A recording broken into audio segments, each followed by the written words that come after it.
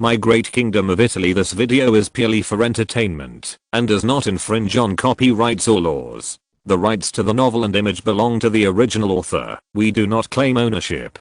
Don't like waiting and want to listen to this fanfic in full now? Subscribe to our Patreon, where you'll find the best fanfics. Chapter 151 Investment Direction. As the chief steward of the royal family, Alleged naturally has a lot of things going on every day, especially after Carlo asked to sell the royal property. He became even busier. But fortunately, he only needs to control the overall situation. Otherwise this old man will have to answer here sooner or later. As for Carlo's summons, Alleged could only put down what he was doing and go see his majesty first. Mr. Alleged, how much funds can I use at the moment? After Alleged appeared, Carlo impatiently asked about the royal family's funds. Facing Carlo's inquiry, Alleged was still mentally prepared, otherwise he would not have come with a thick account book. After Carlo finished speaking, he opened the account book, looked at the contents on it, and said, "Your Majesty, we have currently sold 317 million lire of land. Because the previous sales were large, the price of the land has dropped by 5%, so it is not appropriate for us to sell it now." Well, it can be seen from this aspect that Italy is currently not rich in capital. Although the land is not very popular in the market only withstood more than 300 million lire before prices began to drop. This is very illustrative point. Faced with Alleged's words, Carlo continued to listen. In addition, the sale of Indian gold and silver products, diamond jewelry, etc. made us a profit of 375 million lire. The remaining items worth about 80 million lire are difficult to sell for the time being because their characteristics are too obvious. In addition, we are, at the end of the day, Alleged gave the funds that the royal family can currently provide. Currently, we have 751 million lire in funds available. This is comparable to the government's fiscal revenue for more than half a year and represents hundreds of years of wealth accumulation by the Savoy family. Of course, if you wait until the land is sold, it will be a year's financial income, but this requires a process, and it is obvious that King Carlo does not intend to wait any longer. Otherwise why would he call Alleged, the palace manager, over after reporting the proceeds from various sales? Alleged talked about why there was only so much money left. Your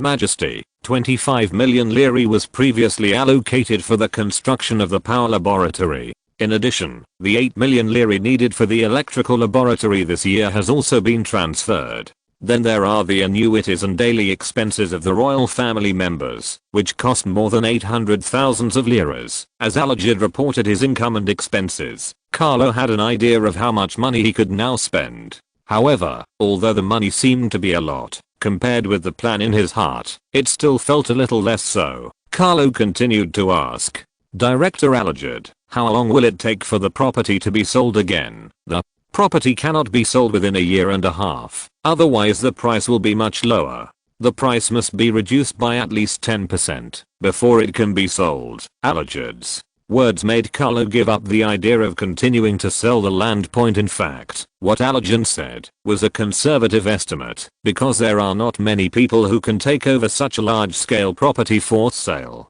How can it be sold quickly when there are only a limited number of buyers? As for selling the land into small pieces, to be honest, it is not easy. You must know that scattered sales also depend on demand, and the strongest demand is from the peasant class, but they have no money and cannot afford it. As for small and medium-sized landowners and nobles, they have limited money in their pockets, and there are also not many who can afford this expense. Instead of going through all the trouble of dividing the land and selling it, selling the entire land would be more attractive to large buyers with deep pockets. Now that Alleged has said this, Carlo can only use the money within a year and a half. Although there is a slight gap from his expectations, nothing can ever go as he wished, so Carlo feels that he is almost there.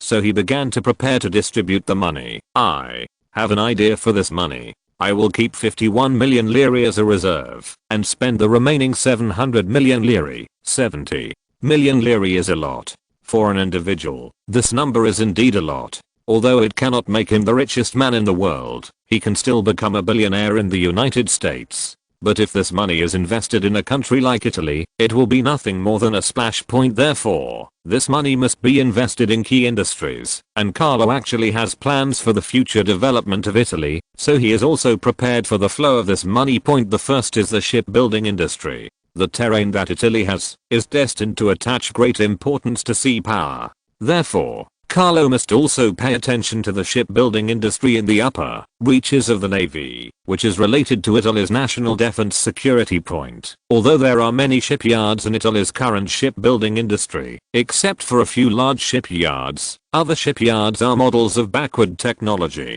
These shipyards, which can only build wooden or old-fashioned steamships, have not done much to improve the Italian shipbuilding industry. Point therefore, Carlo plans to use his own funds and government policies to integrate Italy's shipyards from both internal and external aspects to make the shipbuilding industry bigger and stronger. Although doing so may create a monopoly in the industry, in any case, the benefits outweigh the disadvantages, and it is worth Carlo's action. Point of course, he has never thought about leading the development of the shipbuilding industry. On the one hand, it requires too much funds, and on the other hand, it is not necessary. However, appropriate guidance is still feasible. Point in addition to the shipbuilding industry, the use of electricity is also the thing that bothers him the most, because it is one of the cause of the second industrial revolution, and the other is the use of internal combustion engines. These two are industries that Carlo must pay attention to, and they are also the gold-eating beasts that cost him 1/3 of his funds. In addition to the above industries, Carlo has appropriate capital investment in Italy's currently weak heavy industries, such as steel, metallurgy, machinery manufacturing, chemicals, materials, etc. However, due to limited funds, these industries mainly rely on policy support. Carlo's small investment will not have much impact at all. Point, but it's not okay if we don't invest in support, because it will be related to the development of Italian industry, so Carlo can only invest a little bit in this, and a little bit like pepper. However, although the investment is not large, Carlo's funds are invested in the research and development of new technologies, which can play some role. Point, however, although the investment is small, the cost is not small, because there are so many industries, and the required expenses add up to a large sum. Point, this is the result of Carlo's careful consideration. As the king of a country, he has enough talents to consider the advantages and disadvantages of Italy's industry for him. Point, and as Carlo invests royal funds in these industries, it will inevitably have enough impact, which can also affect the lives of many Italians, and cause huge changes in their life trajectories. These changes are very beneficial to Italy. Chapter 152. Boyle. The early morning alarm made Boyle, who was still a little drunk, leave his comfortable bed. Last night's victory parade made Boyle so drunk with a group of unknown people that he couldn't even remember how he got back. Point, I looked through the clothes I was wearing, but luckily I still had my wallet. After looking at the sun outside the window and estimating the time, he came to the sink and prepared to clean himself up. Boyle couldn't help but frown when he looked in the mirror, because he had a red scratch on his left cheek. Damn it, how could this happen yesterday? Boyle, who couldn't remember what happened last night, tried to think back and try to find some clues. But 2 minutes later, in vain, he turned on the faucet and washed himself first. After taking off his clothes that smelled of alcohol, Boyle took a quick shower. After changing his clothes and feeling much refreshed, he opened the door and walked out. Good morning. Good morning. After greeting the cleaning lady, Boyle left the hotel where he was staying. One more thing, Boyle is from Sicily and is the third son in the family. His father, Boyle, is an authentic farmer. Boyle, who has many children, lives in a tight family. Originally, according to convention, Boyle, as the third son, would be sent on a ship to America. Buying him a boat ticket is the best the old father can do. However, Boyle, who was not willing to suffer the same fate as others, did not want to try his luck in America. He persuaded his father to let him come to the north to try his luck. Boyle's chosen destination is Milan at his feet. As one of the 3 major industrial cities in the north, Milan is attractive enough. It attracts young people like Boyle to come here to make a new career. Boyle, who stayed in Milan for 2 days, found a very good interview opportunity, and might become an employee of the Milan Thermal Power Station point as the first power stations of the State Grid Corporation of China. Milan and Genoa have the largest thermal power plants. Both have an installed capacity of 120 kilowatts, which is much stronger than the previous 10 kilowatt Pavia hydropower station point of course. This is also thanks to Mr. Tesla, the chief scientist of Westinghouse Electric. If he hadn't come up with a new large-scale generator of up to 30 kilowatts, there would not be a thermal power plant with such a scale of power generation point of course. The scale of a generator with such power is not comparable to that of previous generators. Its diameter reaches 3.5 meters, which is simply a giant compared to previous generators. To run such a generator requires a lot of manpower, and a new thing like a power plant naturally attracted enough attention. Even Boyle, who came from Sicily, wanted to work in it point of course. The salary offered is also one of the important reasons. You must know that the salary offered by thermal power plants is 20% higher than other jobs. This naturally requires a lot of people's attention. Boyle left the hotel, took a public carriage, and rushed to Monchi, now the northern suburbs. This is also the industrial area of Milan. In order to provide power to these factories nearby, Milan's thermal power plant was also built here. After arriving at Monchi, Boyle got off the carriage and immediately rushed to the thermal power plant. He had been here before, mainly to familiarize himself with the distance, so that he could get to the thermal power plant as soon as possible. He also knew that there would be many people competing for such a good job, so it was necessary to familiarize himself with the place in advance. Why are there so many people? Boyle, who rushed to the thermal power plant, couldn't help but exclaimed when he saw the long queue outside. However, he reacted quickly. He just sighed and immediately chose a shorter queue and stood in it. It was just a queue. He could do it. Looking at the end of the long queue, Boyle saw a table there, and the people sitting behind the table were constantly registering people.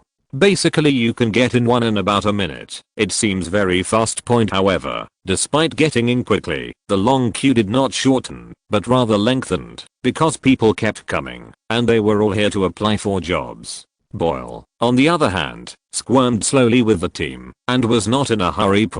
But he was not in a hurry, and some people were, which caused a commotion in a long queue. Some people wanted to jump in line, but others were unwilling to give in, causing a small commotion. Soon the people maintaining the queue came and pulled out those who jumped in line and disqualified them from applying for the job. And this kind of punishment calmed the order of the team, and no one dared to mess up anymore.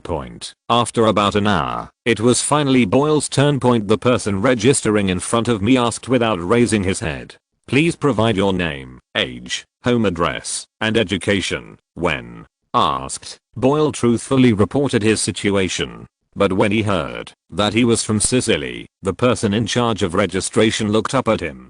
This was the only difference Boyle got. Then he took the registered information, crossed a small door, and continued to walk inside under the guidance of the staff. The process was very quiet, with only the sounds of footsteps and staff. Not long after walking, a staff member guided him to a room, which was divided into small compartments. Each compartment contained a staff member and a stool, and Boyle was directed to the same room in a small cubicle. "Please take a seat." Inside, a staff member in his 30s took his materials and asked him to sit on a stool. Boyle, who sat down, felt a little anxious and uneasy, mainly because he had never seen such a scene before. Although he had looked for a job before, this was the first time he had seen such an application process. In fact, he was not the only one. Most of the people who came to apply this time had never seen such a streamlined recruitment scene. The staff he faced were obviously used to it. He smiled and asked Boyle, "Why do you want to work in a thermal power plant?" "Because the wages here are high." The words that came out of his mouth made Boyle feel a little ashamed. "Don't be nervous. This is normal." Seeing that Boyle was a little ashamed, the recruiter in charge of questioning smiled and defended him. "Then tell me what your specialties are. Are they worthy of our attention?" Facing this question, Boyle was a little confused. What's his specialty? It doesn't matter. If you are very good at climbing mountains and trees, you can also go into the sea. Of course it was impossible for him to say this, but what was his specialty? Because his family was poor, he had no education, except the primary school in the town. Boyle, who was a little anxious, thought about it, and finally said something. "I'll learn things quickly. When I was a child in our village, everyone praised me for learning things quickly." Faced with Boyle's funny words, the recruiter smiled and said nothing. Then he was asked a few more questions, and Boyle answered them truthfully. "Okay, the inquiry is over. In the next 3 days, we will post the names of the recruited people on the wall outside. If you see your name then, congratulations on your acceptance." Following the recruiter's words, Boyle stood up and started point, but he didn't know that after he left, his information and evaluation sheet were casually placed in a corner. From the evaluation sheet with a small part exposed, we can see that the evaluation it received was very unsatisfactory. The day's recruitment was very tiring. When it was over, several recruiters packed up the registered information. The recruiter who had spoken to Boyle before was also picking up the pieces. Whereas he was not careful, the documents he had sorted out were immediately taken down and spread all over the floor. More importantly, several documents that were not firmly attached were separated. This would be troublesome. If he knew that he also had a boss, it would lower his image in his eyes. This is bad. The person in charge of recruiting knew that he was in trouble, but it didn't matter, and he could still make up for it. He looked around and immediately picked up all the information. It would be correct to have an evaluation form for each information. For your own sake, you can only mess with things as for whether there is a mistake. It just depends on fate. So a highly rated evaluation form was posted behind Boyle's information. Chapter 153, the pre-Dauntless era. Superior. Lucky Boyle was a beneficiary of Italy's industrialization. Of course, like him, many Italians benefited from this wave of industrialization. Among them, the shipbuilding industry is the most obvious industry, because as a large number of Italian goods need to be transported to other parts of the world, this has stimulated the development of the shipping industry, and shipping requires ships, especially for trade in the Far East that travels halfway around the world. New types of large ships were needed, so this also led to a boom in the shipbuilding industry. Any shipyard that can build ocean-going ships has received orders. As a leading company in civilian ship manufacturing, Andisha Shipyard is full of orders. However, even with such a busy shipbuilding business, Andisha Shipyard still attaches great importance to military ship projects. Therefore, in its dedicated shipyard for building military ships, workers are also busy building Brescia, the second Venetian-class ship built for the Italian Navy, and General San Martin, Argentina's second warship of the same model. That's right. After Argentina tasted the sweetness, it ordered a second Venetian improved model. Mainly because the first ship, May 12th, was so useful that it gave the Argentinians a sufficient advantage in the confrontation with Chile, and made the Chilean Navy disgraced. In view of the inferiority of their navy, the Chileans also became ruthless. They also ordered a 10,000-ton armored cruiser built by them from the British, their traditional friendly country. Faced with the Chileans' move to purchase ships, how could Argentina let its enemies get what they wanted? The order for a second warship of the same model fell into the hands of the Italians, and the most important thing is that this time the Argentines did not ask Italy to sell at a lower price. Maybe they were a little embarrassed this time because they took advantage of too much last time. In fact, the main reason why Italians are unwilling to sell at a reduced price, and it's still the same recipe. The Italian Navy divided the two Venetian improvements it was building into one, and became the Argentinian General San Martin. The personnel sent by Argentina to receive the warship are already on their way, and everyone at the Andisal shipyard is also working overtime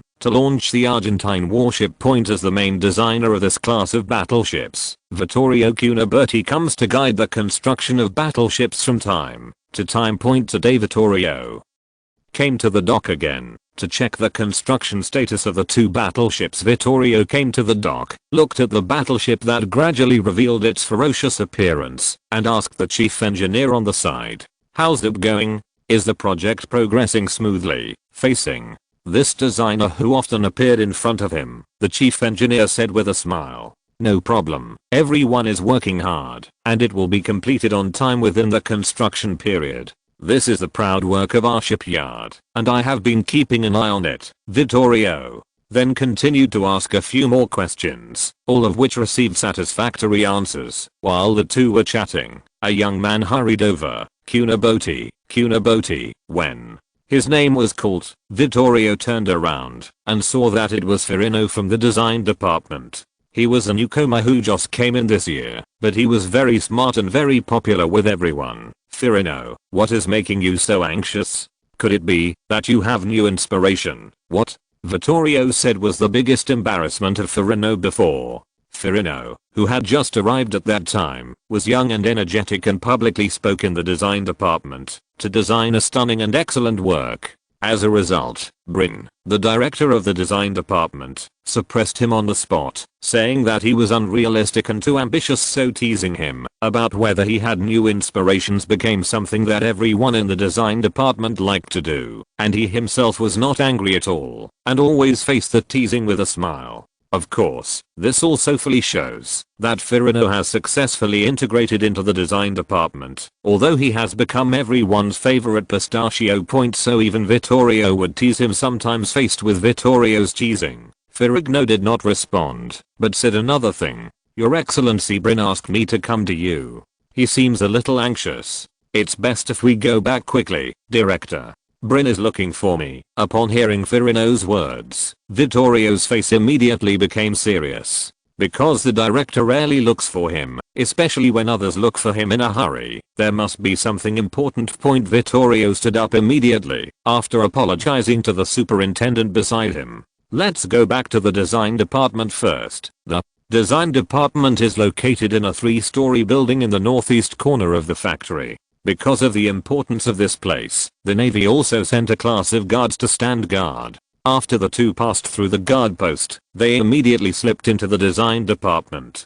After asking about the director's location, Vittorio arrived outside Bryn's office. After tidying up his clothes, Vittorio knocked on the office door. Following his knock on the door, a strong voice sounded.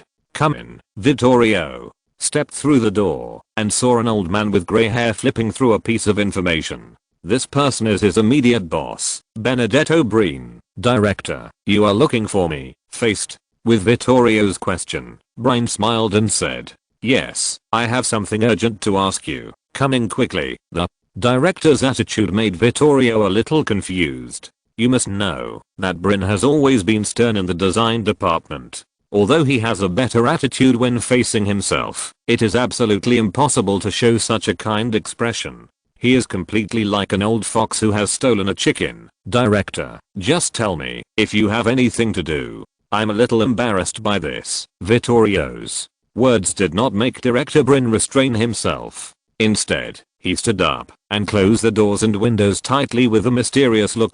Seeing Vittorio's suspicious look, Bryn spoke out the reason. After doing all this matter cannot be known to others, because this is news that I finally found out in advance at the Navy Department. The Navy Department is currently discussing a new ironclad ship plan. What? Is this true? Facing Bryn's words, Vittorio stood up in surprise. No wonder he stood up, because this news is good news for every ship designer. It means that their plans may be turned into real objects and dominate the sea. Sit down and wait until I finish. Facing Vittorio, who stood up excitedly, Bryn quickly asked him to sit down. This news is true, for it was brought to me by an old friend of mine at the Admiralty, and he assured me that I would be the first to know of it. The others would be a week or so later. Facing Director Bryn's words, Vittorio asked anxiously, then what specific requirements does the Navy Department have for new ships? Chapter 154, the pre-Dauntless era. Down. Faced with Vittorio's question, Director Bryn answered, yes, and the requirements are very high. In fact, when he received the Navy Department's requirements for new warships from his old friends, even he who had seen the world was surprised by the Navy Department's high requirements. First of all, the new warships must have high freeboard, because the Italian Navy needs to serve the national interests, and Italy's interests currently extend all the way to the Far East, so it is somewhat unrealistic to adapt low freeboard warships to the calm Mediterranean bathtub. This is not a random thought of the Italian Navy, but a choice made based on the actual situation. The performance of the two high freeboard Venice-class patrol ships during navigation was completely different from the low freeboard warships that later threatened the Dutch. When encountering big waves, a group of low freeboard warships perform in a mess. This is simply an unbearable situation for the Navy. In addition to high freeboard, the Navy Department also requires that new warships must have sufficiently high speeds.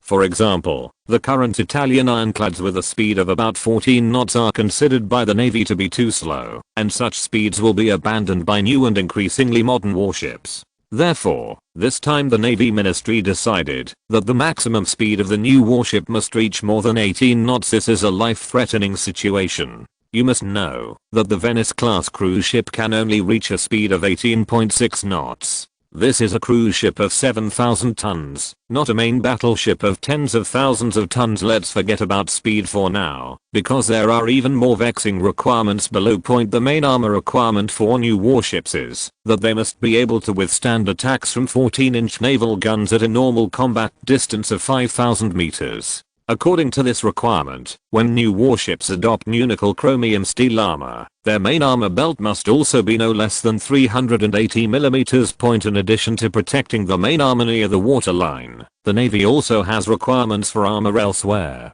The thickness of the upper side armor must not be less than 127 mm, and there must be a 76.2 mm thick protective deck. In addition, the main armor of the turret must also be no less than 380 mm. It can be said that the Ministry of the Navy has very high requirements for the armor of the ship, and it is entirely because I want others to be unable to impress me. Of course, this refers to the warships currently in service. As for the future, in this era, where new warships will become obsolete in 5 years, don't ask for so much. In addition to speed and protection, the Navy also has requirements for artillery as an offensive means. They believe that the artillery arrangement like the Venetian class is very reasonable. So for the new battleship, they also require 4 large caliber long-barreled first-class main guns, and the caliber of the main gun should also be 356 mm. 14-inch main gun point. Of course, it would be best if these 4 main guns are arranged into tandems, one behind the other, like the Venetian class. In addition to the 4 first-level main guns, the same 10 152mm main guns were selected as the second-level main guns. As for whether other weapons will be added, the Navy Department has not said clearly, because it is still hesitant. With the 3 major requirements of firepower, protection, and speed, in order to put a tightrope on the designers, the Navy Ministry also set a limit on the tonnage of the warship, which must not exceed 14,500 tons. This prevents these ship designers from using the Navy's funds to increase tonnage. It will point these restrictions made Brin, who wanted to regain the honor of battleship designer, find it a bit difficult. That's why I called Vittorio here and wanted to hear his opinion. After all, some ideas may be easier for young people to think of.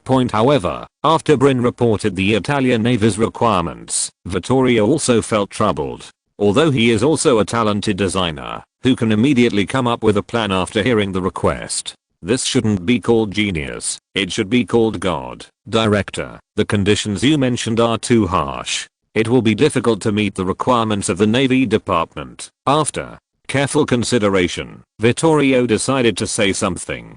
But it's not impossible to do it. For example, for speed requirements, we need a 3-expansion steam engine with high horsepower and a small volume. I heard that Kronk has launched a new 3-cylinder steam engine. Vertical 3-expansion steam engine. This steam engine is more efficient and can use less fuel to produce more power. I feel that we need this new steam engine as power. The Kronk company Vittorio refers to is the main company currently producing triple expansion steam engines. This company is a British company. Sometimes it is unreasonable to say that the old industrial powers are strong. In terms of marine power, the British Empire has always been ahead of everyone. In this era, you can buy everything you want if you have money, and there are no technical restrictions at all. As long as the money is given, the technology will be sold, even if it is an enemy country, and no one will check whether it is guilty of collaborating with the enemy. After all, he is also a veteran designer with a long-standing reputation.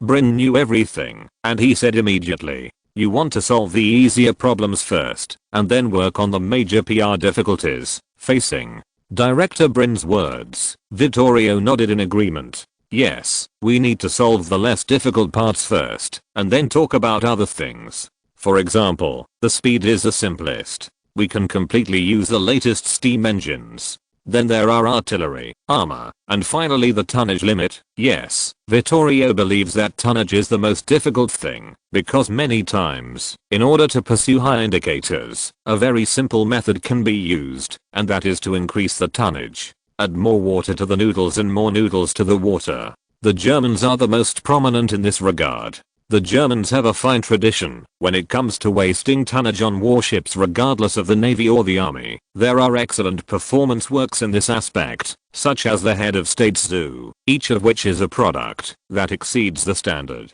As for the Navy's big ships carrying small guns, there is no need to mention that Italy does not have this tradition, so all aspects are strictly determined, and no loopholes are allowed in any aspect. Therefore, faced with the demanding requirements of the Italian Navy, designers were forced to think of various ways. Even Vittorio, who is generally regarded as a genius, also admitted that it may take a lot of time and hair to meet the requirements of the Admiralty. Thinking of this, he touched the little reserve left on his head and mourned for a second in his heart. Director, it's not enough for just the two of us to do this. We need the efforts of all colleagues in the design department to come up with a plan that satisfies the Navy department. Considering the difficulty of this time, Vittorio thought it was necessary to let more people join in. You can't let too many people know about this, otherwise my old friend will be implicated. Unexpectedly, as soon as Vittorio offered a solution, Brin rejected it. Since that's the case, let's study it first. Maybe we'll hand over some less important data to others. After hearing Vittorio's new suggestion, Brin thought about it. That's okay. So the two designers secretly began to prepare for pre-research on the new warship proposed by the Navy Department. Chapter 155 Zhuang Sword Dance. Sure enough, a week later the Admiralty announced that it needed to develop new battleships. This made major shipyards take notice and find their own ways to explore the various requirements of the new warship. The actions of these shipyards caused excitement in the Admiralty for a long time, and even the Secretary of the Navy, Admiral Anthony Garlock, was very annoyed. So less than 7 days after the news was released, the Navy Ministry sent bidding requirements for new warships to major shipyards. Now Vittorio and Brin were not the only ones who were surprised. All the ship designers in Italy were shocked. Faced with such high demands from the Navy, major shipyards were dumbfounded. Some even asserted that no one could fulfill the demands of the Navy within 5 years. But no matter how noisy the shipyards were outside, the Admiralty had no intention of changing its mind. Seeing that the Navy did not waver in its demands, the major shipyards were able to disperse. Since the Navy Ministry did not lower its demands, it could only find a way to come up with a solution that satisfied it. However, it is unknown how many designers among them cannot keep their hair. In fact, Admiral Garlock, as the Minister of the Navy, was sweating when the plan for a new warship was given this time, because in his opinion, the requirements were indeed a bit high. However, there was someone else who proposed the construction plan for the new warship this time. Admiral Gorek could only hold his nose and admitted. As for the candidate who proposed the new battleship, there is no need to guess. That is our prophetic Majesty Carlo. Carlo also had his own purpose in making this request. The first is to bring the Navy into the pre-dreadnought era ahead of schedule. Carlo has long disliked the current era of armored ships, which is full of demons. Fortunately, Carlo had some memories of the pre-dauntless era. Combined with the Navy's current tracking and outlook on new technologies, Carlo believed that it was time to enter the pre-dauntless era. Therefore, the Navy's new battleship technical standards this time were completely formulated by Carlo alone. Faced with the King's strong intervention in the research and development of the Navy's new warships, Admiral Garlock, who was originally the head of the Navy, refused. However, after Carlo raised the topic of funding, this veteran who has worked for the Navy for most of his life suddenly agreed. changed attitude. The indicator of Carlo's new battleship immediately became what he said was his excellent strategic vision, laying a good foundation for the Navy's future battleship development. You see, the Admiral speaks at a high level and directly sets Carlo's new battleship indicators as the direction of naval development. Carlo was not a fool and could certainly see through Admiral Gorek's disapproval. However, he believes that according to the level of Italian designers, although this indicator is a bit difficult, it will not force outstanding Italian warship designers. In fact, Italian warship designers are very skilled.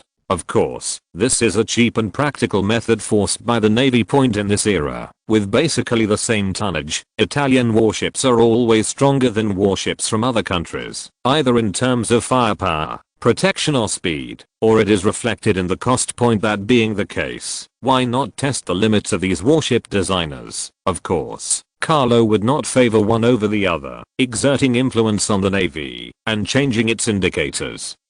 And the same was true for the Army. However, compared with the Navy, which only needs warships, the Army is much more troublesome. General Surrogate, what do your Army think of this victory in the Abyssinian War? In his office, Carlo looked at the Minister of War in front of him and opened the topic. Your Majesty, this Abyssinian War has tested the combat level and equipment of our Army. I think it is still very good. Facing Carlo's inquiry, General Surrogate, as the Minister of Army, seriously praised the Army's performance. As for the actual situation, he could not reveal it in front of Carlo. But privately, Admiral Surrogate was not very satisfied with the outcome of this war. Because of the concentration of more than 50,000 elite Italian troops, a war with the African natives resulted in more than 4,000 casualties. Such a high casualty rate naturally made him, the Minister of War, look disgraceful. As for his commander, Lieutenant General Simeon, although his command performance is still good, but he has such an unsightly report card, don't expect to be promoted. He can continue to serve as the commander of the Third Army because of his merits. For the sake of my ministers, well, the Army still has high self-esteem and believes that it will cause such a large number of casualties. As a commander, it is also responsible. Of course, they also took into account the harsh traffic environment on the Abyssinian plateau. Otherwise they would not ask for people or things to give. However, in front of Carlo, General Surrogate certainly would not say this. Instead, he praised the Army's performance in this war. Faced with the praise from the Secretary of War, Carlo did not refute. In Carlo's view, this war was a textbook battle, both in terms of the performance of the Army and the commander's on-the-spot command. Of course, this is for the Italian Army, because Carlo knows the various problems of the current Army. But there are some things that you know, but you don't know how to solve them. For Carlo, this is currently the case with the Italian Army. Although he knew that there were many factions within the Army, as long as Carlo revealed his idea of controlling the Army, these people would immediately unite with the outside world. It would be difficult to even divide and disintegrate, and the effect would not be very good. Don't ask Carlo why he knows this. In fact, the royal family still had a certain influence on the Army before. When his father Umberto was alive, the Army was still a little afraid of the royal family. After Carlo came to power, the Army completely let itself go, and the government lacked enough reputation to extend its hands. Of course, Carlo was still a minor, so between Umberto's death and Carlo's coming to power, the Army, which lacked supervision, was basically growing in a barbaric state. The Army minister in front of him was also one of the culprits, but even though he knew this, Carlo still couldn't touch him, because he represented the Army. Of course, he is not the only one. Chief of Staff General Rafael Cardona, Deputy Minister General Paco Tapia and others. The top army officials composed of these people basically all made great achievements in the Italian unification war. However, after gaining military exploits and gaining power, they gradually developed some unrealistic ideas. The previous two kings were able to suppress their ideas. After Carlo took over, due to his age, the Army was out of control. It is very difficult for Carlo to regain control of the Army now. Because these senators cannot easily touch them. Without irrefutable evidence, there is no way to touch them. And small crimes are not enough. It is not that easy to get big evidence. So long. Carlo also collected no evidence from these veterans, and just one person's evidence is not enough, because it would trigger a backlash. If it causes unrest in the army, that would be the worst thing. It took many years for this kind of turmoil to fully recover. This is something Carlo will never allow, so he can only continue to be patient and wait for a good time point. But this time he was looking for this man, not just to ask the Minister of War for his views on the Abyssinian War. He had a more important purpose. Your Excellency, General, how is the current development of the Army's new rifle? If you're listening to this novel on a channel other than Fanfic World, it means they downloaded and uploaded it without effort. We cordially invite you to visit our channel, Mundo Fanfic Novelos. There you'll find the original version of this story, and you can explore many other novels of various genres. We're waiting for you to immerse yourself in a world of incredible novels. Chapter 156, aiming at Peng Gang. Faced with Carlo's sudden question about the rifle, Admiral Saragut didn't think much about it. We are currently in discussions with several weapons companies, and they are preparing samples for testing. In fact, Carlo is very familiar with the development of army rifles, because it is related to the caliber of future army rifles. Let me talk about it here. At present, the army still has no idea which caliber it wants to adopt as the new standard rifle. Currently, the military has proposed 3 caliber solutions: 6.5mm, 7.35mm and 7.92mm. These 3 weapons are somewhat difficult for the military to choose. The advantages of the 6.5mm rifle bullet can be summarized into 3 types. First, it has a great stopping effect at close range and is highly lethal. Second, the caliber is small, the mass of the bullets is small, it can carry more bullets than the large caliber, and the firepower is sustained. Third, the muzzle velocity is extremely high, the kinetic energy of the muzzle is much smaller than that of large caliber guns, the recoil is small, and the control performance is good. Of course, there are advantages and disadvantages. It has a small caliber, a light warhead, and a weak ability to store velocity. In addition, the ballistics are easily affected by wind or objects, grass, leaves, etc., and have the disadvantage of insufficient long-range power. As for the 7.92mm bullet, its advantages are high power, low trajectory, and not easily affected by wind or objects. The caliber is larger, the warhead is heavier, and the velocity storage capability is strong.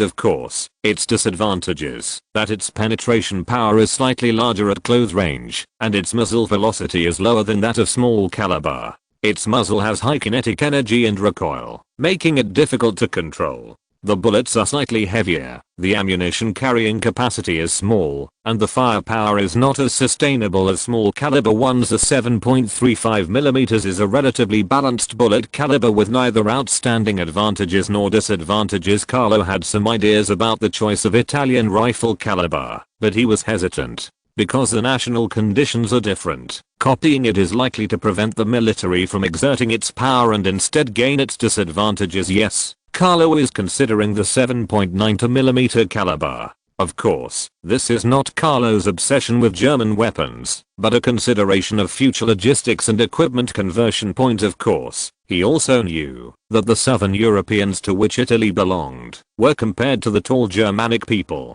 not as good as physically. Its operation of 7.92mm rifle ammunition may be inferior to the Germans of Germany and Austria in all aspects. After the German and Austrian rifles were introduced by the Qing dynasty, East Asians had this problem and were not used to it at first, but they had no choice but to let people adapt to the guns. So Carlo planned to ask General Saragut for his opinion first. Although the army is now somewhat military oriented, they are still very interested in enhancing their equipment. General Saragut, which caliber is the army currently leaning toward selecting as a standard for new rifles? In response to Carlo's inquiry, the veteran Army General Saragut thought for a while and said, "We can't think about it at the moment, but many people prefer rifles that suit their country's physique, so that they can at least exert 10 levels of power." Although General Saragut did not say it clearly, Carlo knew that it was the 6.5mm caliber that had the upper hand in the military support. In this case, Carlo does not have to hesitate. Different calibers are not a big deal. Forcibly maintaining the same caliber as the Allies has advantages for Italy, but it also has many disadvantages, so Carlo bypassed this topic and talked about another aspect. General Surrogate, what do you think of the current combat effectiveness of the army? The morale of the army is very good, the soldiers train very hard, and the officers work hard to improve their own standards. Admiral Surrogate's answer was like a template and could be applied at any time. So, how does our military compare with Germany and France? Faced with Carlo's questioning, Admiral Surrogate could not be too shameless in the end. It's still a little bit worse. What I want is your word. Carlo took the words and continued. I remember that, after signing a military exchange treaty with Germany, the Germans seemed to send many military officers for exchange visits. At this time, General Surrogate couldn't sit still, because the army's behavior was somewhat unfair. When the treaty was signed, Germany indeed sent many outstanding officers to communicate with the Italian military. However, among these army officers, most of them came with enthusiasm and left disappointed. Over time, Germany rarely sent army officers to Italy. After all, few people can bear a hot face against a cold butt. Point of course, unlike the army, exchanges with the navy are much more lively. German naval officers still look envious of Italian warships. Your Majesty, the exchanges between our army and our allies are still continuing. However, perhaps due to their living habits, they rarely come to the army. After all, we do not have much funds and cannot provide much living allowance. Well, what Admiral Surrogate said made Carlo angry. I didn't expect that the Minister of War would come up with such a lame excuse, which was simply rubbing his IQ on the ground. If that's the case, then send another telegram to Germany and ask them to visit the guards. At least the food there is pretty good. I believe the Germans are used to it. I originally planned to discuss another more important matter with the Secretary of War, but it does not seem to be a reasonable time at the moment. However, he was not willing to let General Surrogate leave like this, so he decided to give the other party a small warning. By the way, General Surrogate, our army has achieved a complete victory in this war with Abyssinia. I wonder how you plan to reward the meritorious officials. Well, Carlo did it on purpose. He knew that some people in the army were dissatisfied with General Simeon, so he planned to lift him up. Your Majesty, the Ministry of War is currently discussing this matter, but because there are too many meritorious people, it has not been agreed upon yet. Facing Carlo's inquiry, Admiral Surrogate adopted a procrastination tactic and planned to delay talking for a while. But Carlo would not give him a chance, so he spoke immediately. This is not okay. You should be rewarded for your meritorious service. For example, General Simeon, who commanded this war, performed very well. Under his leadership, Italian officers and soldiers conquered Abyssinia. I think giving a superior the rank of general is not an exaggeration. Sure enough, as soon as Carlo said these words, Admiral Surrogate's face didn't look so good, and he immediately spoke. Your Majesty, this reward is too heavy. Although General Simeon has made great contributions in this war, it is a bit too hasty to directly give him the rank of general. This will be counterproductive. We need to make every officer and soldier knowing that it is not easy for him to obtain the military rank. Let him cherish his military rank. Since this is the case, it cannot make Simeon feel that we do not take him seriously. So let's do this. After General Simeon returns to China, we will focus on promoting this general to the people. Yes, Carlo wanted to create a new national hero, and Lieutenant General Simeon was his chosen target. On the one hand, it can bring the two people closer. On the other hand, it can make these military leaders suspicious of him. There is a big gap between Simeon's strength and several military leaders. With the title of national hero, he can at least resist these military leaders' counterattack. Carlo's words had an effect. Admiral Surrogate's face showed an ugly look. Although he quickly concealed it, it was still seen by Carlo, who was staring at him closely. As long as there are differences, it will be easy to handle. If the military leaders are indifferent, Carlo will feel troubled. Since His Majesty thinks so, then everything will be done according to His Majesty's wishes. After leaving these words, Admiral Surrogate said goodbye to Carlo and left. After General Surrogate left, Carlo stared out of the window with a blank expression. If Carlo hadn't needed to use the army next, he would never have let the army chiefs be so free. However, considering the next situation, I can only bear this breath for now. Carlo originally wanted to discuss the issue of the Ottoman Empire with General Saragut. Yes, Carlo chose the Ottomans to be Italy's opponent.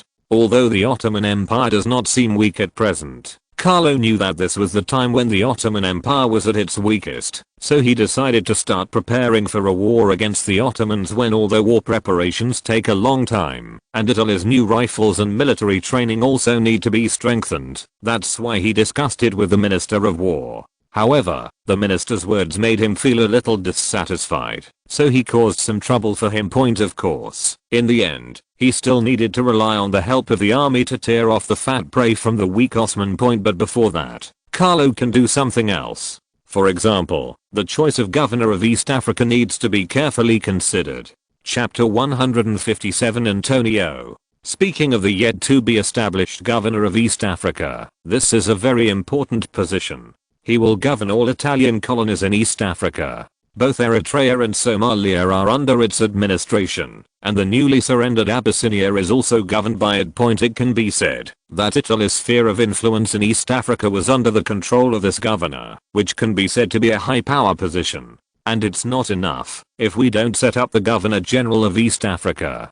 Currently in East Africa, the Governor General of Eritrea and the Governor General of Somalia are in charge of their own affairs, which reduces efficiency, and it is a bit wasteful to establish two Governor Generals like this. In addition, with the surrender of Abyssinia, the security problem of the colony has been basically solved, so it is time to integrate here and reduce costs. However, although East Africa is very important, its importance is still not as important as Governor Lanfang. Because although East Africa's location is very important, it does not have enough economic benefits. You must know that the Italian government's positioning for East Africa is to meet its own financial needs within 5 years, and not allow the government to allocate funds. It took 5 years to start paying the Italian government, and it was not much. 10 million lire a year. Are the requirements very low? In fact, this is not low at all. What is there in East Africa? Apart from agriculture and animal husbandry, there is nothing else. I'm wrong. There is also a potash mine. But even if this potash mine is added, how much fiscal revenue can it provide? You must know that the local colonial government in Italy needs to do a lot of things, such as building roads, expanding ports, garrison expenses, etc., which all require money. These are big money eaters. Moreover, maintaining the colonial government was also very expensive. In addition, dealing with the dependent country Abyssinia was basically handled by the governor of East Africa. The choice of this governor is also very important to Italy. The only difference from Governor Lanfang is that he doesn't need to care too much about the economy. But when it comes to Lanfang colony, this piece of land is truly a treasure. Under the leadership of Governor and former Prime Minister Caroli, the development of Lanfang colony is simply one step a year. After handing over 30 million lire of financial revenue to Rome, Pontianak Newport can be expanded significantly, and the railway from the Newport to Pontianak has also been built. The ambitious governor also planned to extend the railway further inland, striving to slowly connect the Italian colonies in Borneo, to facilitate logistics and personnel movement. Of course, it would also be more convenient to mobilize the army when necessary. Of course, in addition to the port railway, the governor also did some other things, such as opening Western-style hospitals and establishing schools to ensure that local people who wanted their children to go to school could have the opportunity to attend. Of course, Italian and Latin must also be learned in school. Caroli, the former prime minister, was so prosperous in Borneo that the Ministry of Finance was discussing whether the fiscal revenue he handed over was too low and should be raised from 30 million to 50 million per year. Fortunately, the prime minister is still very clear-headed and stopped the Ministry of Finance's idea. Because he knows that this is a reflection of the former prime minister's personal ability. This can only be achieved after mobilizing the financial resources of the local Chinese. If it were another person, it would be difficult to achieve this level. Of course, it is not. that Depretis has no idea of increasing the fiscal revenue handed over by Lanfang colony, but he will only do so after the development is completed. Killing the goose to retrieve the eggs is not at all in line with his style. No. Carlo, who had no good choice for the governor of East Africa, could only call the Prime Minister to discuss candidates for this position. Prime Minister, do you have any good suggestions for the selection of the Governor General of East Africa? At the beginning, Carlo asked the Prime Minister if he had any good candidates for the governor. In the final analysis, Carlo was not familiar enough with the officialdom, so there were fewer people available at this time. The governor of East Africa had a heavy responsibility, and he must have enough experience to be competent. Carlo didn't have such a person on hand, so he asked the Prime Minister for his opinion. There are many things that need to be dealt with in the position of governor of East Africa, especially the relationship with the local indigenous people. When it comes to candidates, I don't have any good candidates for the time being, but I can provide a reference candidate. Oh, who is it? Facing the Prime Minister's words, Carlo couldn't help but ask. It is Mr. Antonio, the governor of Sicily. I think he may meet your majesty's requirements. Prime Minister Depretis's words immediately made Carlo have an image point, because what the governor said was a bit special in Italian official circles. He is remembered for his amazing remarks. Italy needs enough sunny land to feed its growing population. I'm not saying that Italy wants to challenge the existing colonial order, but that small countries with insufficient national strength should focus their energy on what they can. If they blindly want to keep their huge colonies, they will only ask for trouble. For me, a qualified Italian is someone who is willing to love Italy and is willing to contribute. If they only think about their own personal gain, such people do not deserve to be called Italians and they should be hanged on the gallows. If such remarks were made by a young man full of patriotic enthusiasm, it would not be surprising at all and everyone would understand. But this is very unusual for a high-ranking official who is the governor of Sicily. You must know that to achieve this position, means tactics, ability, and luck must all be indispensable, and people who have entered their forties must also know what trade-offs are. Rational people should have discarded comments like this, that will not bring progress to themselves, but will instead attract dissent. Even your true thoughts will inevitably be buried deep in your heart. But Antonio was different. He made these remarks public. He didn't hide his attitude at all, and he didn't look like he was playing politics at all.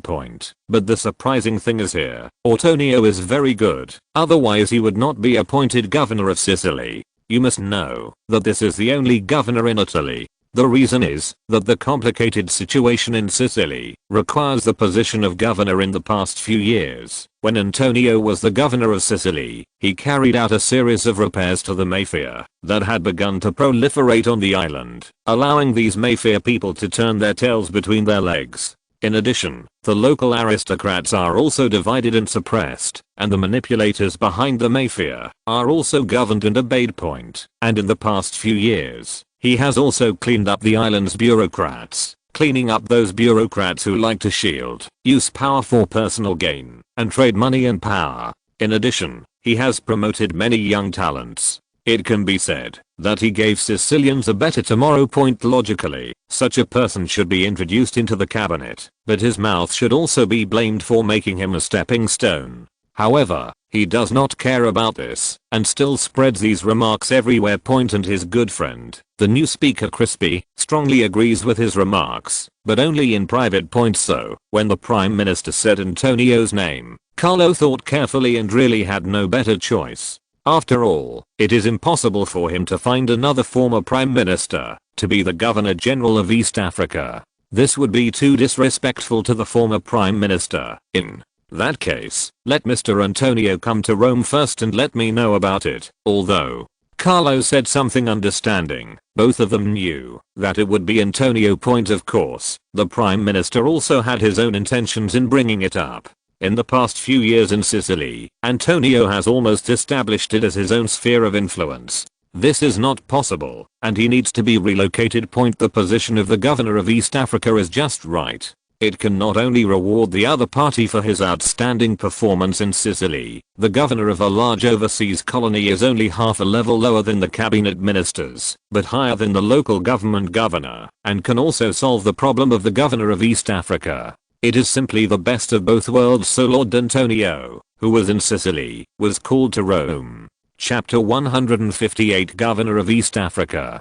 Antonio has seen the city of Rome, which is full of humanities and history, many times. But this time, he felt comfortable, no matter how he looked. Roll. How do you feel about Rome, Antonio? Asked the accompanying secretary. Your Excellency, it is very spectacular. You can fully see the glory of our ancestors during the ancient Roman era. As Antonio's secretary, Roll naturally wants to be in the same mood as him, so Secretary Roll is also a person with a similar temperament to him. Yes, compared with our ancestors, we really don't live up to expectations, and we need to take warning from this. Facing Antonio's words, the secretary nodded repeatedly in agreement. Sir, we are going to the palace. The secretary looked out the window and reminded Antonio. Then, let's get ready. Although he was already very well, Antonio still checked himself carefully, including his shoes, clothes, and hair, because he also has friends who know the purpose of the king's summons. Secretary Raw showed a trace of reluctance at this time. Sir, we really cannot bear to have you leave Sicily. Faced with the secretary's true feelings, Antonio looked at him and said, you also need to look outside more. Staying in Sicily will limit your ideas, so let me be the leader. In addition, opening up colonies for the kingdom and benefiting more people is also the way to a strong country. After saying this, Antonio opened the door of the stopped carriage and walked out. It's it, Mr. Antonio. It's me. Your Majesty has been waiting for a long time. Please come with me. Good work. Following the announcement all the way, Antonio felt slightly nervous when he arrived in front of Carlo's office.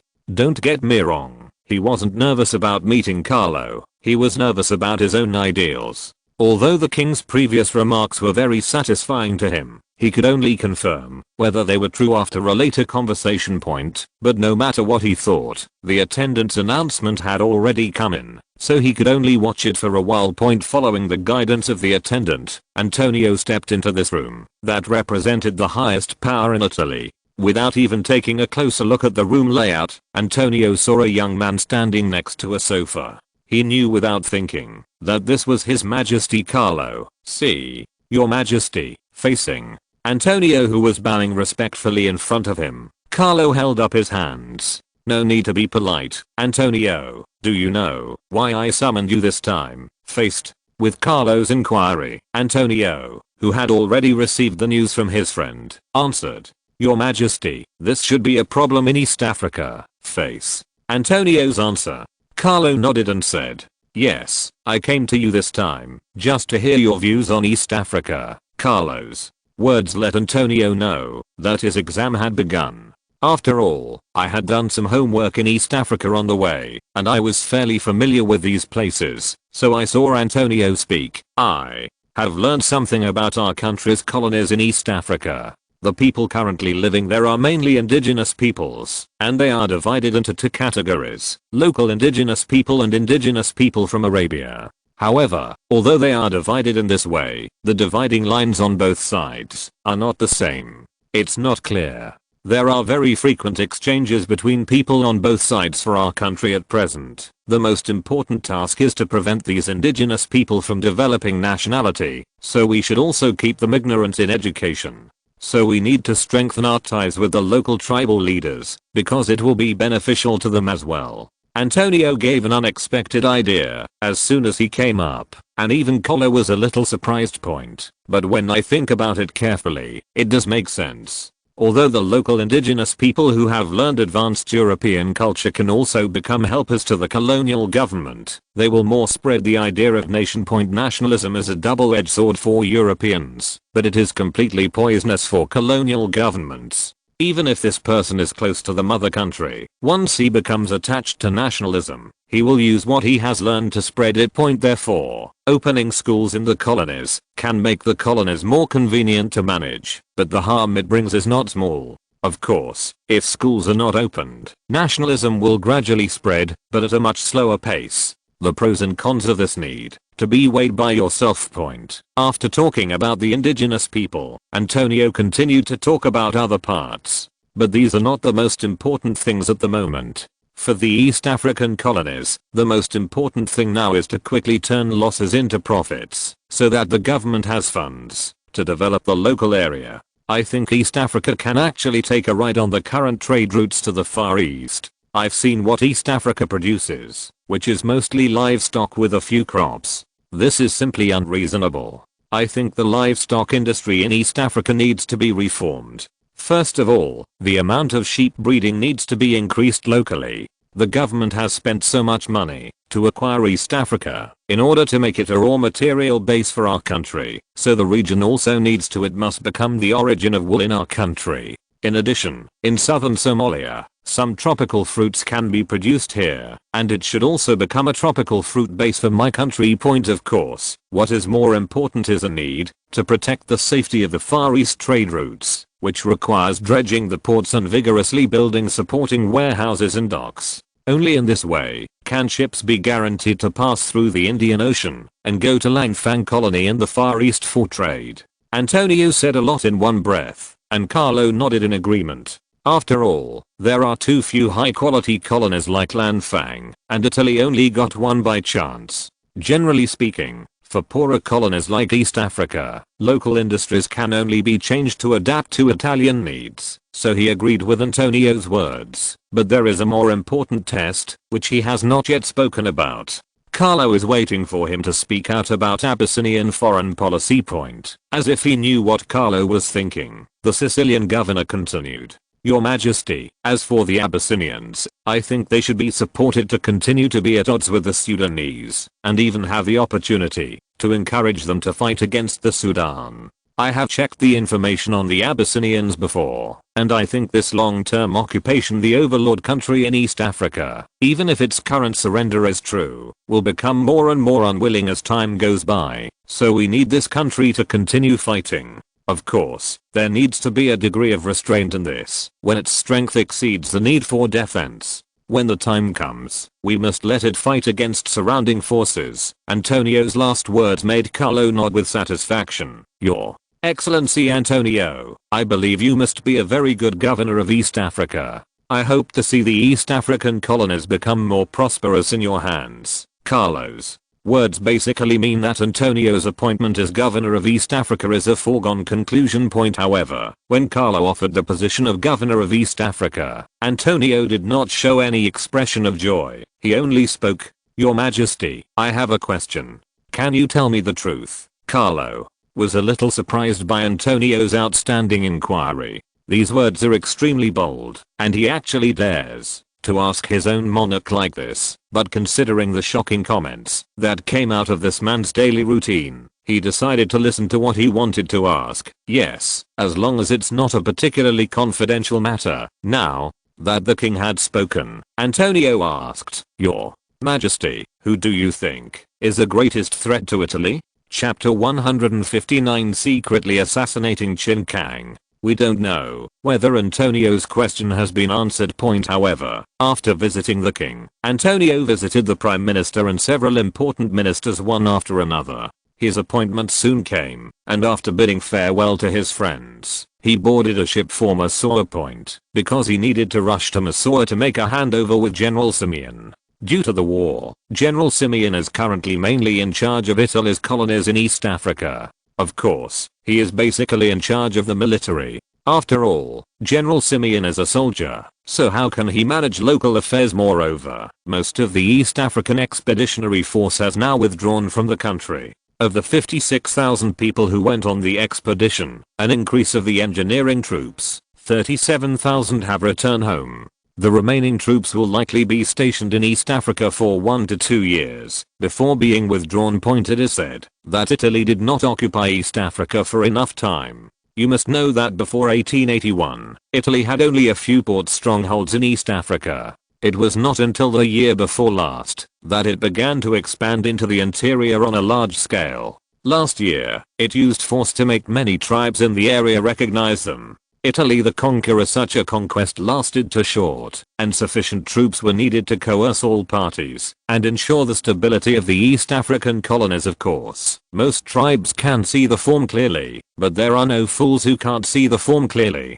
At this time, the power of a large garrison will be revealed, which will make them think twice before taking action. After Antonio takes office, General Simeon can return to Italy, because many people in Italy are waiting for his return. This also included Carlo, but while waiting for the national hero who was about to be launched, Carlo also did something else. For example, discuss with the Secretary of the Navy the issue of increasing the number of Marine Corps personnel. This unit, which was famous in later generations, did not receive much attention in this era. Even the British Navy, which is famous for its navy, has less than 10,000 Marines, let alone other countries. Although the Italian Navy followed other countries in establishing a Marine Corps, it only had a size of more than 1,000 people. Moreover, the tasks of the Italian Marine Corps are the same as those of other countries, divided into fleet detachments and land combat forces. The Marine Corps, which meets the definition of later generations, naturally refers to the land combat force, which is only 2 battalions in size, 4 companies with 3 steps and 1 artillery, which is not much different from the Army's battalion. So, when Carlo mentioned the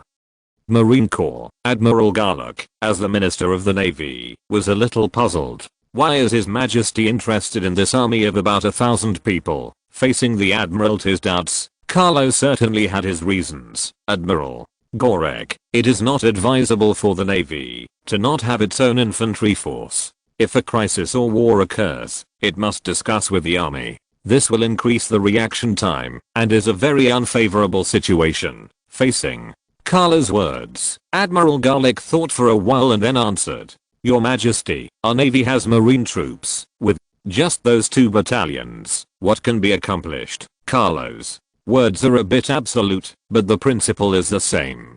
2 battalions of troops may not be bad in the age of discovery, but now, this amount of troops can't do anything. Facing Carlo's rebuttal, Admiral Garlick certainly knew that his infantry unit was indeed not worthy of the spotlight. Then, according to His Majesty's wishes, seeing His Majesty's enthusiasm, Admiral Gorek wanted to hear the King's opinion. At least 1 brigade of troops is needed to enable the Navy to have the ability to operate independently. Of course, this is only the initial stage. To truly operate independently, the Navy needs at least a division-level Marine Corps. Seeing the young king speaking his opinion seriously, Admiral Gorek's jaw almost dropped in shock. This brigade-level Marine Corps is probably not a joke on His Majesty's part.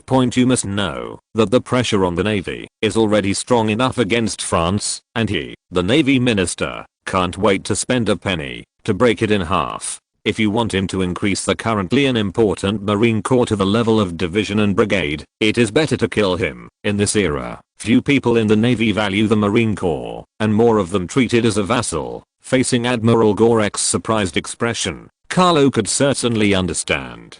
Because this is the result of the times, the Italian Marine Corps had no use at all. Because the main mission of the Italian Navy is to ensure the security of maritime areas and repel invading enemies, this makes it pay more attention to the role of ships. The Marine Corps is a ground force and can only be used when invading an enemy country. In this circle around Italy, who can I afford to offend? Of course. In addition to this, there is another factor that makes General Garlock wary of the expansion of the Marine Corps, and that is the attitude of the army.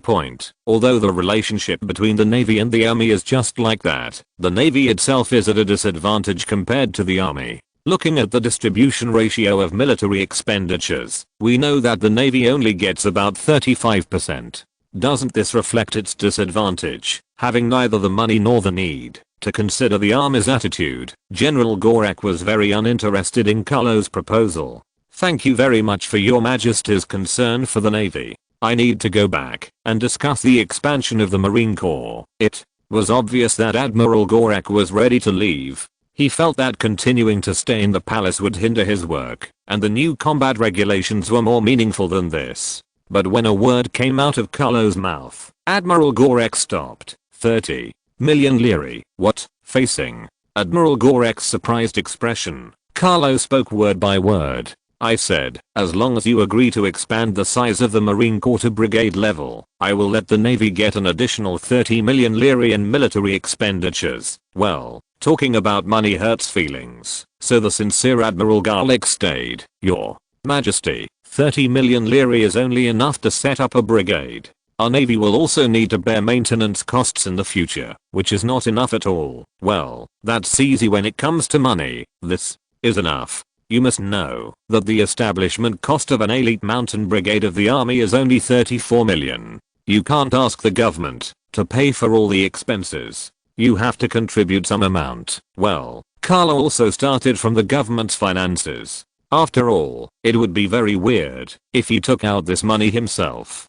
Although he had previously donated 2 Navy ships, he did so when Italy suffered a disastrous defeat in the Tunisia crisis, which is very different from the current situation. Your Majesty, if this is the case, our Navy will have an additional expenditure of nearly 4 million per year. This will completely increase our burden. Admiral Gorek, who looked aggrieved, began to cry out in pain. Let's do this. If you can form a division-level Marine Corps within 3 years, I will ask the government to give you an additional 10 million lire per year in addition to military expenditures. On the surface, Carlo made concessions, but in fact he continued to squeeze the Navy's funds as an old Navy man. How could Admiral Garlic not understand? He said, "This won't work.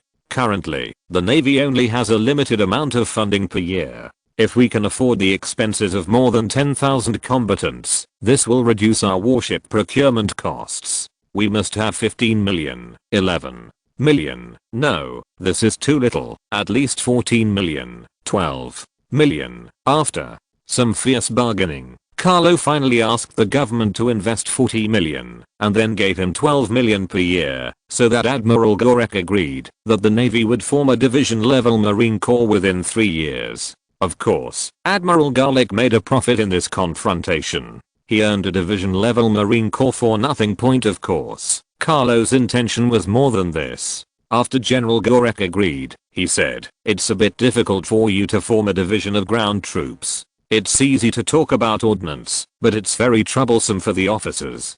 Facing Carlo's words, Admiral Gorek nodded and answered, "Yes, Your Majesty, we can only recruit officers that the army does not want. This is indeed difficult. This is also the current norm in various countries. The ground force officers of the Navy are basically recruited from the Navy after the army has gone to military academies. For a military school student studying ground combat, going to the army is the best option. Going to the Navy is nothing, as he will be laughed at by his classmates in the future. But then he changed his tone.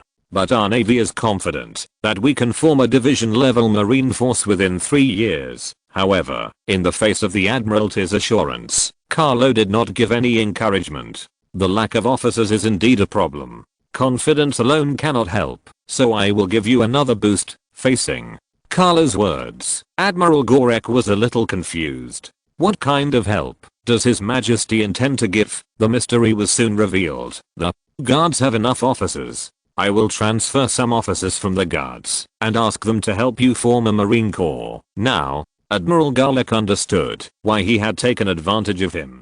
It turns out that His Majesty is using the Marine Corps as a guise to expand the Praetorian Guards. You don't need to think about it to know how those 2 battalions of Marine officers and soldiers could not be suppressed by the officers from the Guards. Apart from anything else, the Marine Corps was far behind in terms of officer quality alone. Admiral Garlic was a little anxious now. He knew that the king and the army had an agreement that the number of the guards could not exceed 10,000.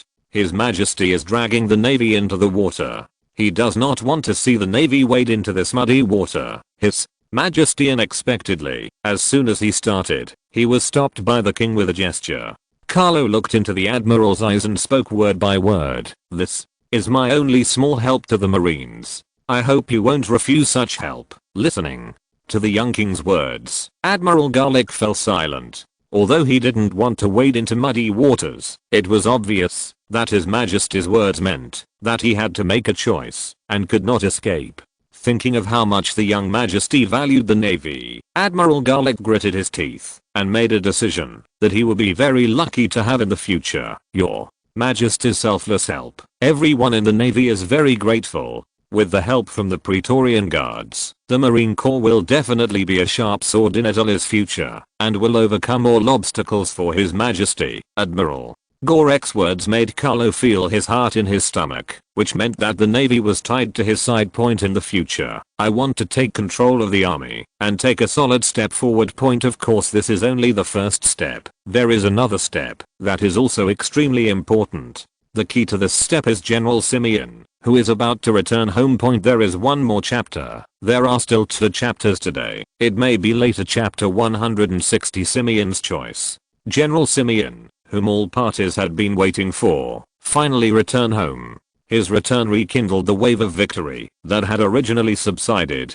Of course, promoters from the government, military and various aspects all played a key role. In the newspapers and public opinion, General Simeon was praised a lot, and of course they were slightly processed, based on the facts. For example, in the Battle of Alum, when he fought against the Abyssinian Emperor Johannes IV, his Praetorian Guards became 110,000 Abyssinian warriors.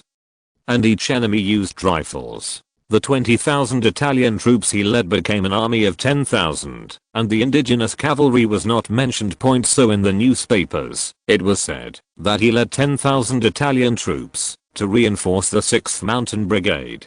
In the Battle of Alum, he killed the enemy emperor and forced the Abyssinians to surrender to Italy. The person who opened up and expanded Italy in this way is not a hero, but a hero, so he could feel the enthusiasm of the people. If he hadn't been almost 50 years old, he might have received 2 big bags of love letters. In fact, he received more than 10 love letters, but he threw them all away.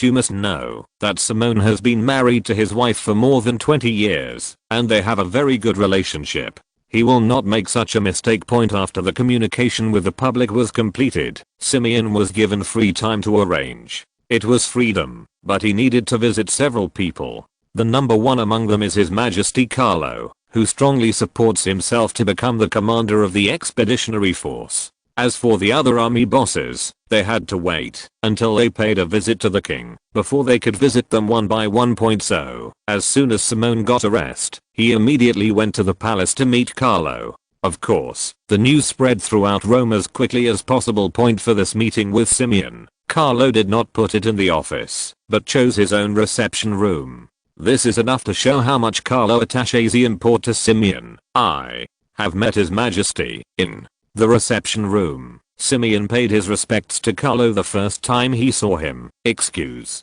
me. As a hero who has made great contributions to the country, General Simeon, you look thinner and darker. Thank you for your hard work. Facing Simeon's etiquette, Carlo stepped forward and helped him up. The words in his mouth moved the Lieutenant General very much. Thank you for your concern, Your Majesty. I'm fine. I just got sunburned in Africa. Looking at Lieutenant General Simeon in front of him, Carlo asked with concern. So do you have any plans to come back this time? Not yet. I plan to return to the Third Army and continue to lead the boys. Faced with Carlo's inquiry, Simeon stated his plan. Although domestic public opinion praised him very highly, Simeon himself knew that this war with the Abyssinians would not gain him many points. Mainly fighting Africans, victory is what is deserved. If any other result occurs, it is the commander's negligence. Even Abyssinia, which is currently the strongest in Africa and has the most difficult terrain to attack, is also classified into this category.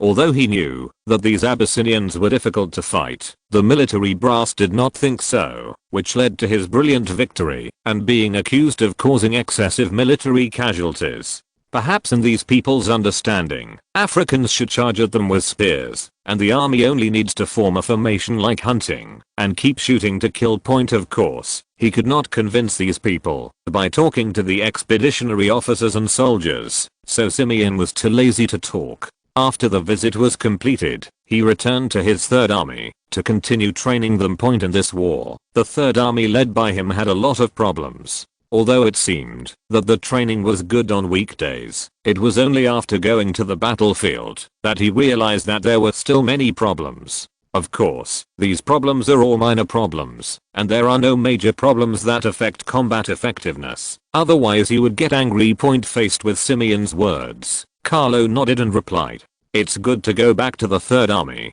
At least I can calm down and train. The army department in Rome is in a complete mess right now." Simone didn't dare to accept Carlo's words. Before he returned to Rome, he received news that the relationship between the king and the senior officials was not good, which made him afraid to talk about this issue. Seeing that Simeon did not dare to answer, Carlo's probing was over, and he changed the topic. "How do you feel about facing people these days?" "It's very good.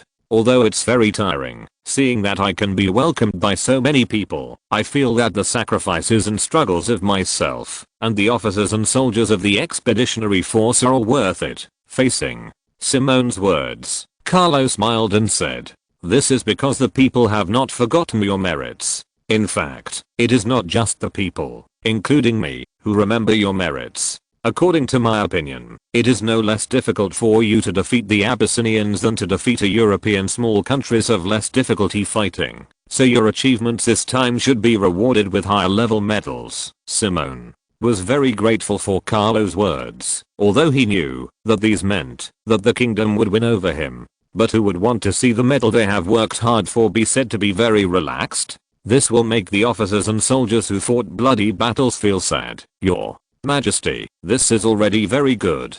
Our achievements are all the result of the support of the people." As Carlo and Simone mainly talked about it, although the process of this Abyssinian war had been read in reports, it could not be described in words as well as by real people, and you could ask your questions at any time. So in this environment, the two of them had a pleasant conversation, which continued until the sun set and the light in the room dimmed. "Your Majesty, it's almost time. I should say goodbye." Still a soldier after all, General Simeon saw that it was getting late and planned to say goodbye. Although it was an honor for him to be able to talk to His Majesty the King alone for so long, he also needed to pay attention to the time. "General Simeon, it was a pleasure talking with you. I think you are a rare and very capable general in the army. Well, if General Simeon doesn't mind, let's have dinner together before leaving." Seeing that Simeon was thinking of leaving, Carlo had no intention of trying to persuade him to stay, but he suggested that he leave after dinner. However, this nominal suggestion prevented Simeon from sending it away, because if he refused, it would be a complete refutation of the king's face.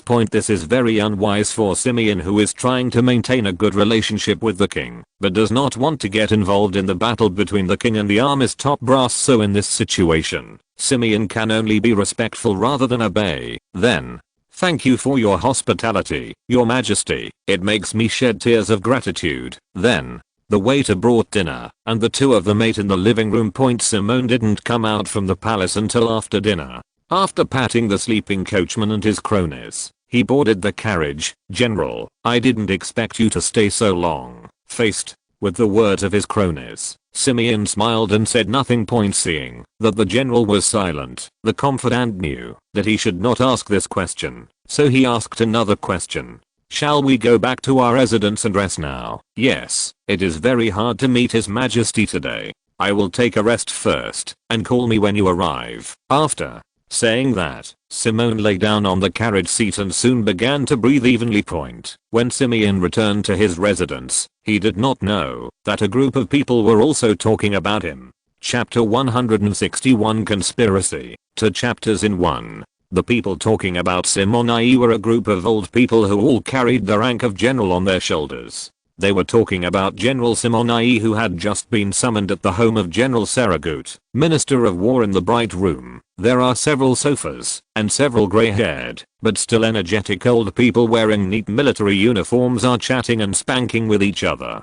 Just one look at the generals on his shoulders will make you dazzled. "I don't know what's going on when Saragut calls us all together this time." A thin old man with the rank of general sat on the sofa, wiped his glasses slowly, and asked his doubts. "Cadorna, you don't know either." Opposite him, a capable old man also wearing a general's uniform spoke and answered his question. "Yes, that gentle old man wearing glasses is General Rafael Cadorna, Chief of Staff of the Italian Army. The person who answered him was General Parker Tapia, Director of Equipment of the Army Department. In addition to the two of them, there were also General Leo Moreira, Director of Army Education, and General Pedro Arias, Director of Logistics. Sitting aside and smoking, together with General Saragat, Minister of War, these 5 people are currently the main controllers of the army. And Admiral Cardona did not get an answer from Admiral Tapia. He turned his attention to the other 2 people. Don't look at me, I don't know either. How can I know something that you all don't know first, seeing that none of the 3 people knew the purpose of convening everyone for this meeting? Admiral Cardona had no choice but to give up the plan of asking. It was rare to get together at this time, so they started chatting afterwards. Since it is a small talk, Lieutenant General Simeon, who has become popular recently, will definitely be their topic of conversation. I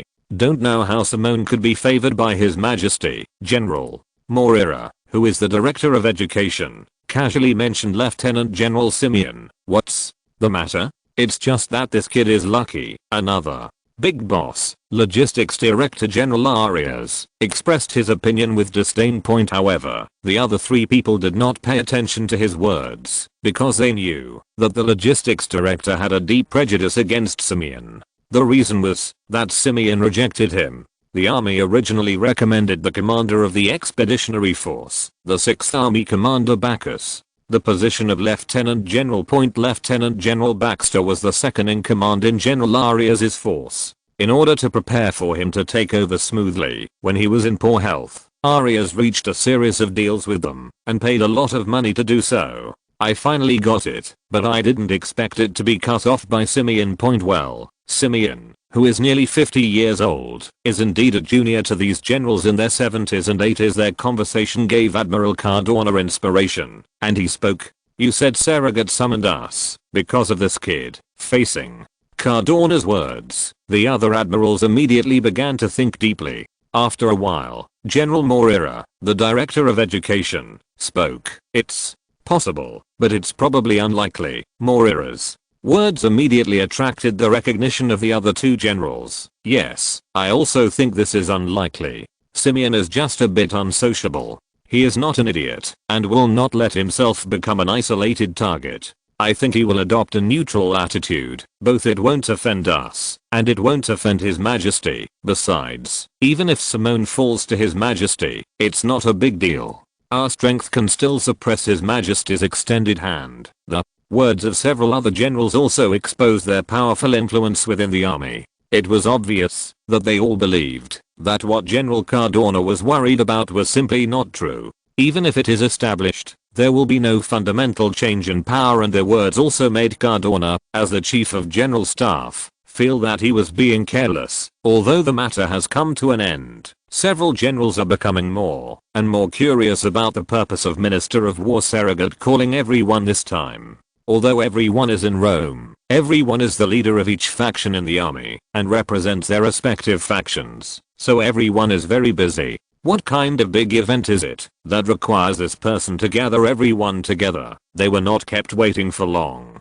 After a while, General Saragat, who was the Minister of War, opened the door and came in with a dusty look on his face. I'm sorry for keeping you all waiting. As soon as he entered the door, General Saragat apologized to everyone present. It doesn't matter, we are also idle, and we should wait for you. The head of the army, the person who made the strange remarks, was the equipment director, Admiral Tapia, who was a little unhappy because he had been waiting for so long. Facing Admiral Tapia's words, Admiral Saragat ignored them and continued to speak. I'm calling everyone here because of a very important matter which is related to the future of the army. Saragat's words made everyone present immediately sit up straight. Although everyone disliked each other, after all, they had worked together for so many years and their respective temperaments were thoroughly understood. For people like Saragat, as long as he says that something big is going to happen, then it must be happening. What's going on? The inquiry from General Cardona made everyone pay closer attention to the Secretary of War. Facing everyone's gaze, Saragat continued. I just received the news that the Navy, with the support of His Majesty, is preparing to form a marine force at the division and brigade level. What the? One who made the sound was Admiral Tapia, but his words did not make Admiral Surrogate stop, and he continued. And most of the officers who form this force will be selected from the guards. Admiral Surrogate's words made all the generals present look extremely ugly. They could all read a lot of useful content from this news. More importantly, they didn't realize this at all, which was the most embarrassing thing for them. You must know that His Majesty had promised that the guards would not exceed 10,000 people before. Unexpectedly, His Majesty would actually change things. On the surface, he did not increase the strength of the guards, but he was deploying guards officers. Is undergoing expansion in the name of the Marine Corps. There is no way he looks like a monarch here. He is simply more shameless than them. No. Admiral Tapia, who had the most grumpy temper, immediately stood up and roared angrily.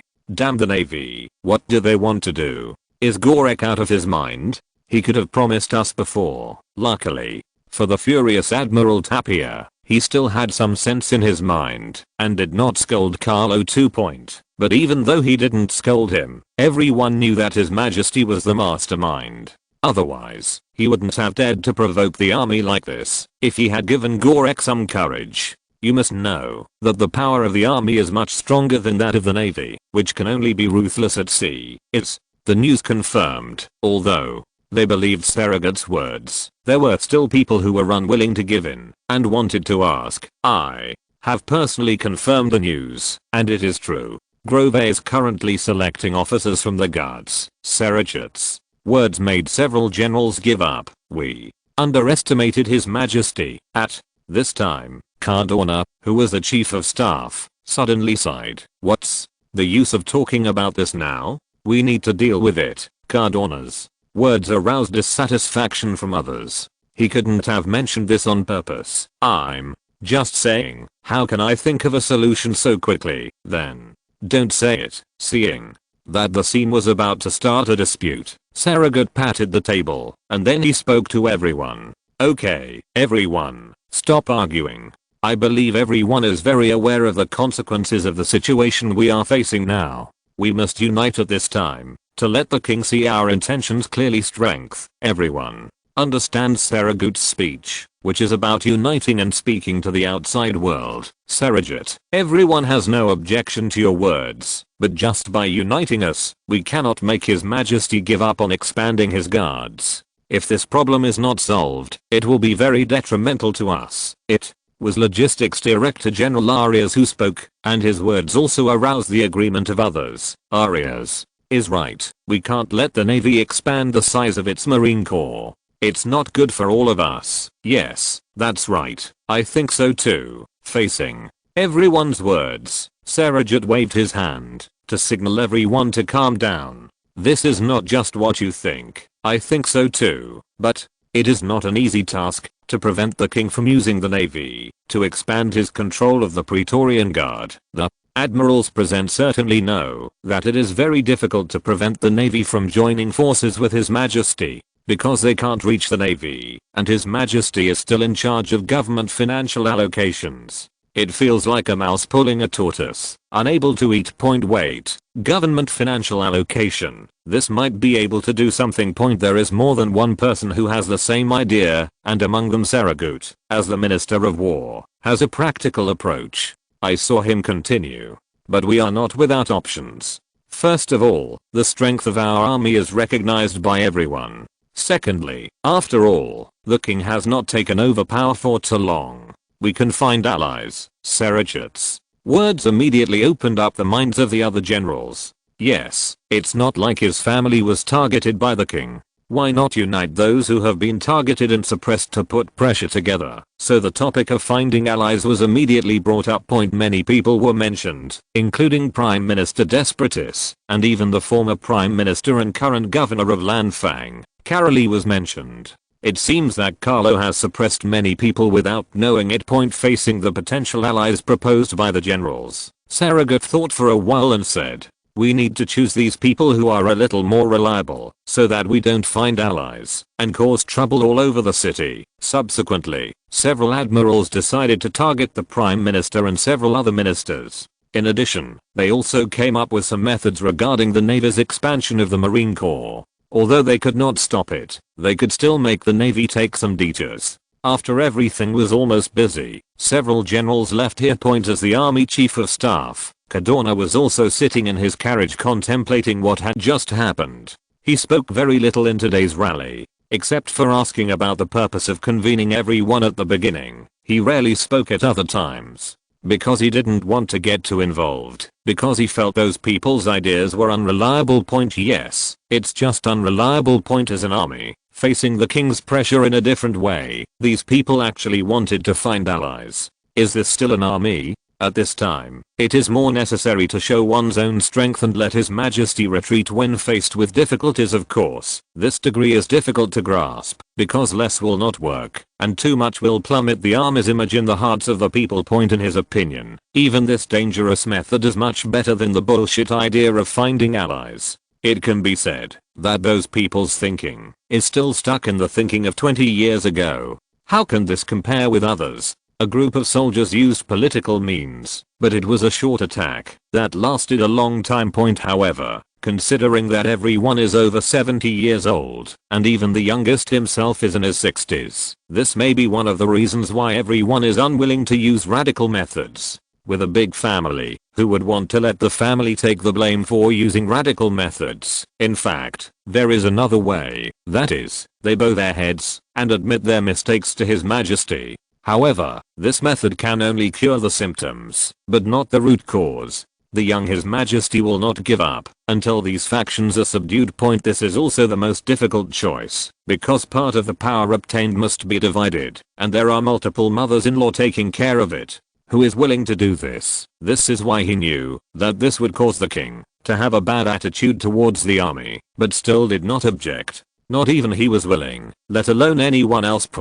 So he was also confused about what to do next. Perhaps His Majesty is patient and waits until these old bones are exhausted before he comes to clean up the mess. This is what he wants to see most. Some people are destined to have trouble falling asleep tonight because too many things are mixed together, making the city of Rome tonight full of a sense of anxiety.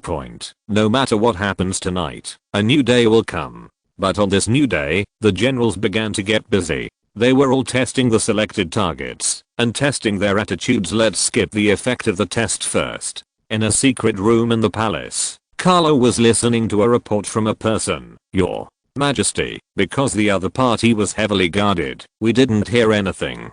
But last night, several generals from the army went to General Serajat's home. We think they must be discussing something. Understood. Continue to send people to pay close attention and raise the attention of these generals to a level. Yes, Your Majesty. Chapter 162 Summary of 1886. 2-in-1. As time goes by, the private activities of the army generals have become more and more frequent. However, although those generals were active, the results they achieved were not good. Among them, Prime Minister Desperatus, who is the main target, has not expressed his position so far, but the generals are not discouraged, and they will continue to work hard. Of course, the activities of these generals have always been under the surveillance of interested people. Of course, as the number of their activities increases, their purposes are gradually exposed. Your Majesty, this is what the army generals contact other ministers privately. Also, in this secret room, a middle-aged man in ordinary clothes handed a document to Carlo. Carlo opened it, took a look, and said, "Thank you for your hard work. Keep monitoring them. It's all for the kingdom." After waiting for this person to leave, Carlo looked seriously. It recorded the conversations between these admirals and the contacts, and Carlo looked at the content of their conversations. His expression gradually relaxed.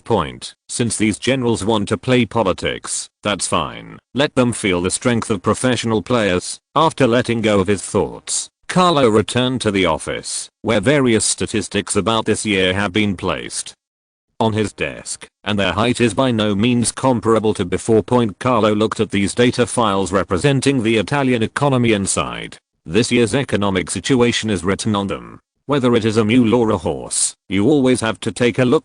He opened the top document, which belonged to the Ministry of Finance. It listed various expenditures of the Italian government this year, and Carlo read it carefully. This year, the Italian government's total fiscal revenue has reached a new high, reaching 1.478 billion lire, which is 58 million lire higher than last year's 1.420 billion lire. The main reason for the growth is that the expansion of overseas markets has gradually recovered the Italian industry, and the tax revenue growth it has brought is still very considerable. Because today's enterprises have to pay government taxes if they don't import, and they also have to pay a tariff when exporting. Although Italy encourages exports, the tax paid is only about 2%, but it is still considerable point. Although the income looks gratifying, if you look at this year's expenses, it is even more scary. This year, Italy's fiscal expenditure reached 1.829 billion lire. This year's revenue expenditure ratio gap has been the largest, resulting in a huge deficit of 351 million lire. You must know that this era is based on the gold standard, and the banknotes printed by the government have gold content. Such a huge expenditure puts a lot of pressure on the government. For this reason, Finance Minister Tira has repeatedly warned Carlo that Italy's finances are in a dangerous situation and must reduce expenditures in order to gradually return the fiscal revenue and expenditure to normal. Moreover, a large part of the 1.8 to 9 billion lire expenditure was used to repay maturing government bonds and interest. This year Italy cashed in its national debt to the tune of 197 million lire and paid interest of more than 83 million lire. The two items total 280 million lire, which was higher than the expenditure on the Abyssinian War. This war that established Italy's victory in East Africa only cost 194 million lire. The national debt and interest that Italy needs to pay every year are more than enough to fight a colonial war. Under such pressure, how can the Italian government come up with money to invest domestically? Therefore, Italy's industrial development relies more on its own or foreign capital. This also resulted in Italy's industrial development being relatively slow compared to the development of other powerful countries. Of course, as Carlo guided Italy to open up the Far East market, Italy's industrial development finally recovered. Although the gap with other powers is still large, it can at least give people hope of catching up. Although the Italian industry has recovered, agricultural products are still the main source of foreign exchange for Italy's exports. At present, the main source of foreign exchange for Italy is various agricultural products. So which agricultural product makes the greatest contribution? It's wine. Many people wouldn't have thought that the wine exported by Italy is the main source of its foreign exchange earnings. The soil in Italy is very favorable for the growth of grapes, so Italians have been making wine since ancient Rome. Italian wine has always been famous in Europe. However, when Napoleon III came to power, the French implemented the world-famous red wine hierarchy system, which made French red wine famous in the world. Of course, the key to this is that the French continue to improve the quality of grapes. Excellent grape varieties such as Cabernet Sauvignon, Honey Blanc, Semillon, Syrah, Chenin, and Carignan are basically developed in France. It is thanks to such grapes, excellent production areas, and superb technology that French wines are world renowned. The best in France in this regard is Bordeaux. Its soil and terrain are suitable for the growth of grapes, so Bordeaux wine is the most famous Italian wine. On the other hand, was defeated by the French, and the export of wine was also decreasing day by day. If it were not for the support from the government after the unification of Italy, Italian wine with the longest history would have been able to retreat to the country and survive. Although Italy has the largest number of grape varieties, it is said that there are more than 1,000. The Italian varieties are very old, complex and numerous, and have not been improved at all. In response to this, the government has increased financial investment, abruptly opening a new outlet for Italian wine. At present, Italian wine has come out of the trough, from the lowest export volume of 210,000 tons in 1861 to the current 2.31 million tons. This is an increase of 11 times, which is not a failure. We must know that the export volume of French wine is only 2.6 million tons, which is enough to show how much the production of Italian wine has increased. However, although the export volume of Italian wine has increased significantly, it is mainly based on volume. The products are mainly concentrated in the mid to low end, and there are fewer Italian products of high-end brands of course. The government is very aware of this, so the next step for the Ministry of Agriculture is to come up with high-end Italian red wine products that are recognized by the world point of course. In addition to wine, Italy's other major export is citrus. That's right, it's citrus. Italy exports various varieties of citrus, accounting for 65% of the European citrus market. Although the overall scale is not large, it still allows Italy to export more than 100,000 tons every year. Don't think that this number is small. You must know that the current cost of transporting fruits is very high. If they can be shipped to other countries, the price will directly double. The biggest benefit from the export of citrus is farmers, because it most directly reflects the increase in their income. This year, Italy's agricultural exports reached 440 million, mainly because of the surge in wine exports this year, which has driven Italy's agricultural exports. Italy's total exports this year reached 1.674 billion lire, an increase of 7.1% over last year. The import volume reached 1.711 billion lire, an increase of 6.2%, and the total import and export volume reached 3.385 billion lire, an increase of 6.6%. The data was wrong before. Italy's import and export did not reach 5.137 billion lire. I regarded the data of 1895 as the data of 1885. I'm very sorry for the book, friends. I apologize here. The growth of Italy's import and export has naturally led to the growth of customs tax revenue, which this year reached 174 million lire, making it the government's second largest tax. Well, the largest tax in Italy. Needless to say, everyone knows that it is agricultural tax. Italy's agricultural tax revenue reached 191 million lire. It can be said that farmers support the Kingdom of Italy. Unfortunately, Italy currently does not have the strength to allow industry to support agriculture because the current Italian industry is too weak and cannot support the government's finances. Of course, currently in Europe, there are only a few countries where industrial taxation can support the country, except for small countries such as Luxembourg. Of course, Italy is not without good news. In the Far East, Italy has an increasingly harmonious relationship with officials of the Qing dynasty. Therefore, the number of Far Eastern specialties such as raw silk, tea, tung oil, and bristles represented by Italy is also increasing day by day. Of course, this also leads to the trade gap between Italy and the Qing dynasty enlarging. This year, the total trade volume between Italy and Qing dynasty reached 412 million lire, and Qing dynasty has risen to Italy's third largest trading country. Among them, Italy's total exports reached 131 million, which was 15 million lire less than last year. This was mainly due to the decrease in the arms trade volume from the Qing dynasty, and Italy's exports of machinery and other products were completely unable to withstand the decline in arms trade volume. Of course, this is within the government's tolerance. Last year, because of the Sino-French War, the favor of the Qing governors greatly increased, and the number of arms ordered increased significantly. And this good impression comes and goes quickly. Besides, it is impossible for the Governor General and the Qing government to focus on buying Italian arms. No, this year it will basically return to 30 to 40 million lire. Fortunately, Italy's exports of other commodities are quite strong, so the export volume will not drop ugly.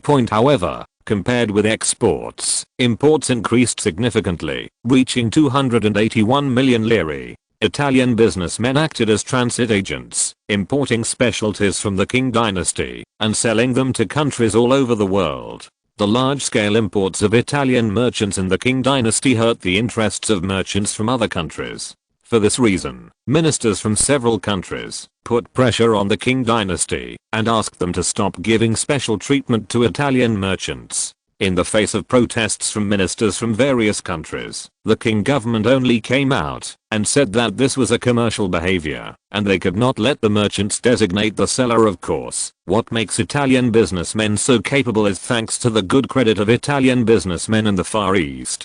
Qing businessmen are more willing to sell goods to Italian businessmen at the same price, because Italian businessmen never default on payment, nor do they take the opportunity to lower prices too much, and they also do not make all kinds of excessive demands. What are you looking at? I'm talking about you, British guy. Of course, there is a reason why Italian businessmen can do business in the Far East so kindly. Because of the support of the Italian government, white glove Hollywood businessmen relied on their relationships with the governors and their strong capital to create the Italy-China Friendly Business Alliance with other Italian businessmen in China. The full name is the Italian Businessmen in China Mutual Assistance Alliance, referred to as Italian Hualian. The alliance has mainly set several rules, all of which are to ensure the principle of fair transactions.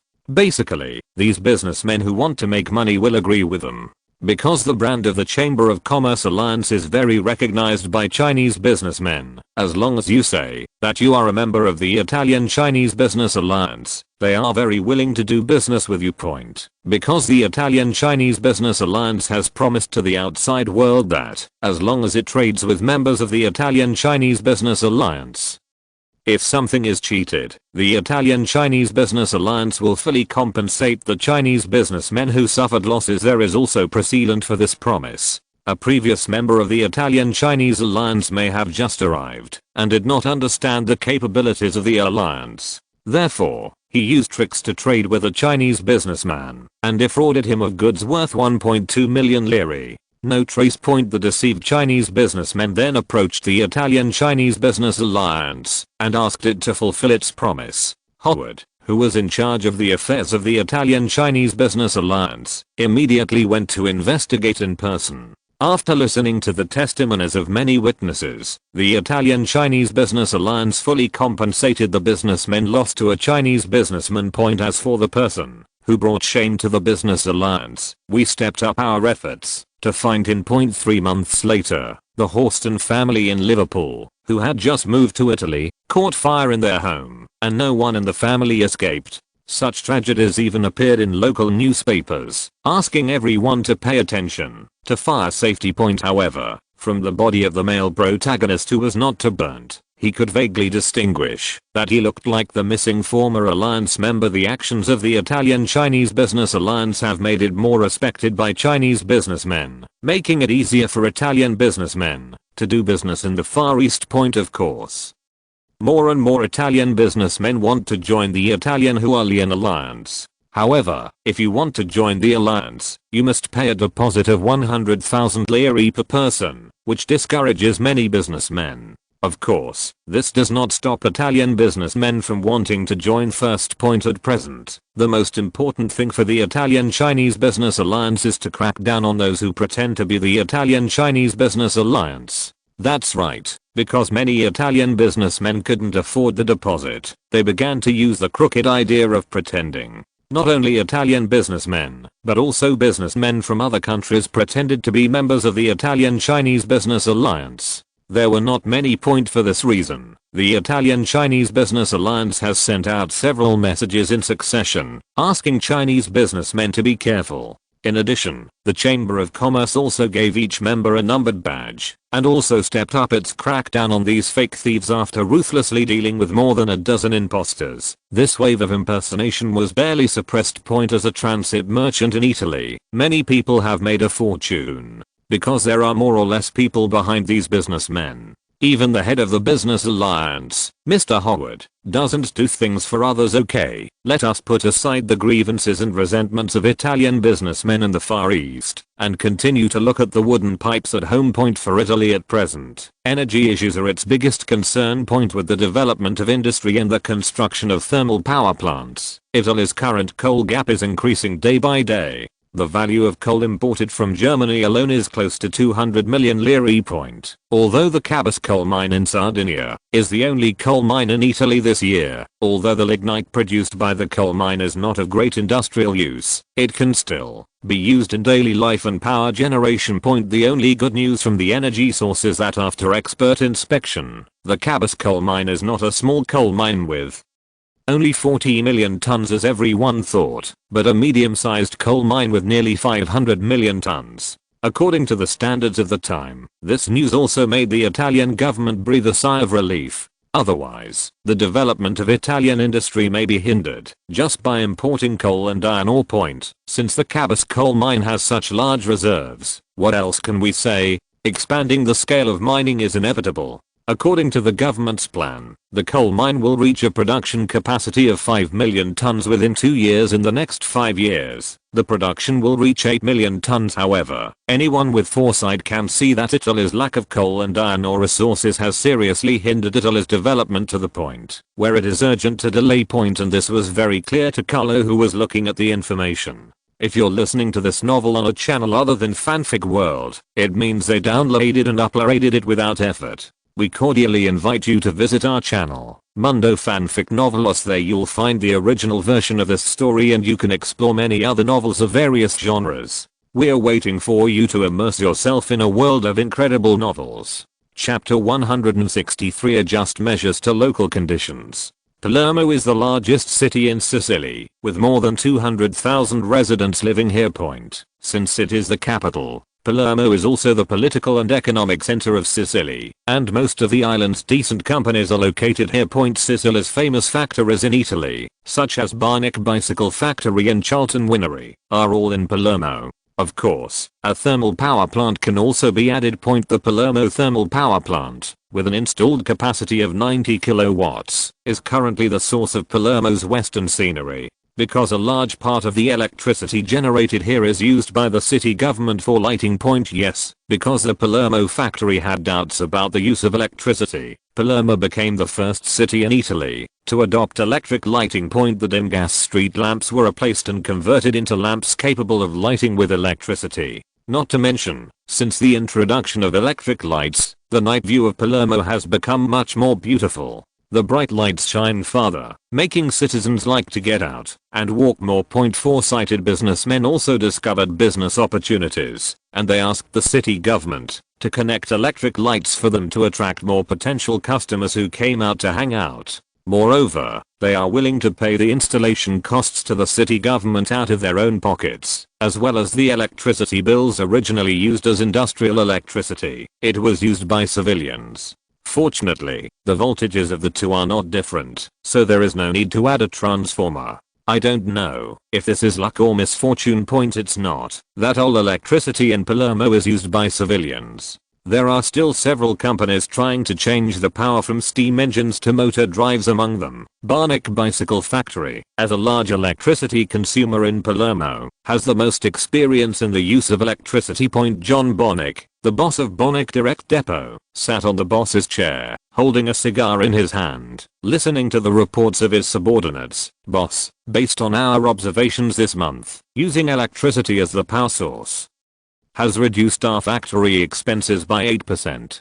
I think switching to electricity is very beneficial to our factory, which can reduce our costs. After listening to his subordinate's report, Barnick smiled slightly. I know this. He was convinced that electricity was superior to steam engines. Otherwise he would not have made his factory the first in Palermo to abandon steam engines and switch to electricity. However, he can just listen to the fact that electricity is more cost effective for now. He still has a plan to implement. So how did the workers react to the overtime plan we prepared? Faced with Barnick's inquiry, his subordinate immediately answered, at present, workers are generally very willing to accept your offer of overtime. After all, they only work 2 hours of overtime every day, and they can get an income of 10 lire per month. This is simply a gift to them. After hearing his subordinate's words, Barnick immediately spoke. In this case, starting from next week, the factory will need to work 12 hours. If someone is unwilling to do so, then let him go home. Boss, what should the government do if you do this? Faced with the inquiry from his subordinates, Barnick smiled. Governor Antonio has left, and those people he promoted have lost their backers. I have already gotten to know the new Governor Cabrera. He is a more traditional official, so we don't have to worry. Well, after Antonio went to East Africa to serve as governor, the good environment in Sicily he created began to be destroyed. Considering the interests of the people of Sicily at that time, Antonio was very considerate of them. He issued a decree requiring factory employees not to work more than 10 hours. The original intention is to allow workers to have their own rest time, and the deeper level is to allow the factory to hire more people. Although many times, such local ordinances are bullshit. but it was rare to meet a serious governor, so after dealing with a few inexperienced factory owners, others could only obey the decree obediently. As for moving the factory or something like that, it would cost too much. Moreover, the 10-hour work system has basically been implemented in the Apennine Peninsula, and moving there will have the same effect. Besides, moving to a new place requires making new connections, which also requires an expense. So the factory owners in Sicily had no choice. But now, with the rise of Governor Antonio, the factory owners who felt that they had made less money before were beginning to take action again. Of course, the shrewd boss Bonik doesn't just want to increase his working time by 2 hours. He has a complete plan. First, let the workers adapt to the 12-hour working hours, and then announce that, because the factory has too many orders, they need to be divided into 2 shifts, using people to stop, and the machines to continuously produce bicycles of their own brand. Then, at a lower cost price, it enters into a price war with other brands of bicycles, to achieve its goal of occupying the domestic bicycle market. Some people may say that this is nothing. In later generations, this is not very common. It is everywhere. But the hereafter is a hereafter, and the present is a present. When electricity is not used on a large scale by factories, factories should not even think of using this method. That's because of the lighting problem. Even if the workers can accept it, the lighting required at night is still a big problem. Using gas lamps or candles is too easy to cause a fire, but it is not bright enough to allow workers to work. And Bonik was the first person to see how much electricity can promote factory efficiency. Factories with electricity supply have inherent advantages over other factories. In this case, why not start using it yourself first, while others are still doing it? When you don't react, you can reduce the cost first, and then use the advantage of low cost to beat other brands of bicycles. You must know that at this time, the production of bicycles required the production of every component of the bicycle. Later generations could not purchase parts, they only needed to assemble them. Of course, Bonik just had a vision, but he didn't know how capable a factory like his, that operated 24 hours a day was.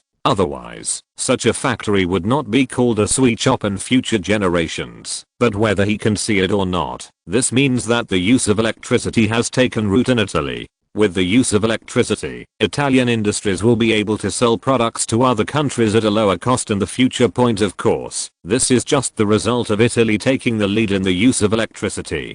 In the future, other countries will follow suit when they see Italy's use of electricity. Whether the Italian government can take advantage of this window period to upgrade factories depends on whether they have foresight. Of course, the Italian National Grid Corporation, as the power supplier, already has its own plan for this, and the new thermal power plant expansion plan has just been approved. The reason is that the power plants built in northern cities are somewhat overwhelmed, and the scale of power generation needs to be expanded to meet the power consumption of the factories. For this reason, famous cities such as Milan, Turin, Venice, Genoa, etc. have suspended urban lighting plans because they need to give priority to supplying factories. Of course, some of these factory owners also had the same idea as Bonik, but Bonik, who had unique conditions, took the lead.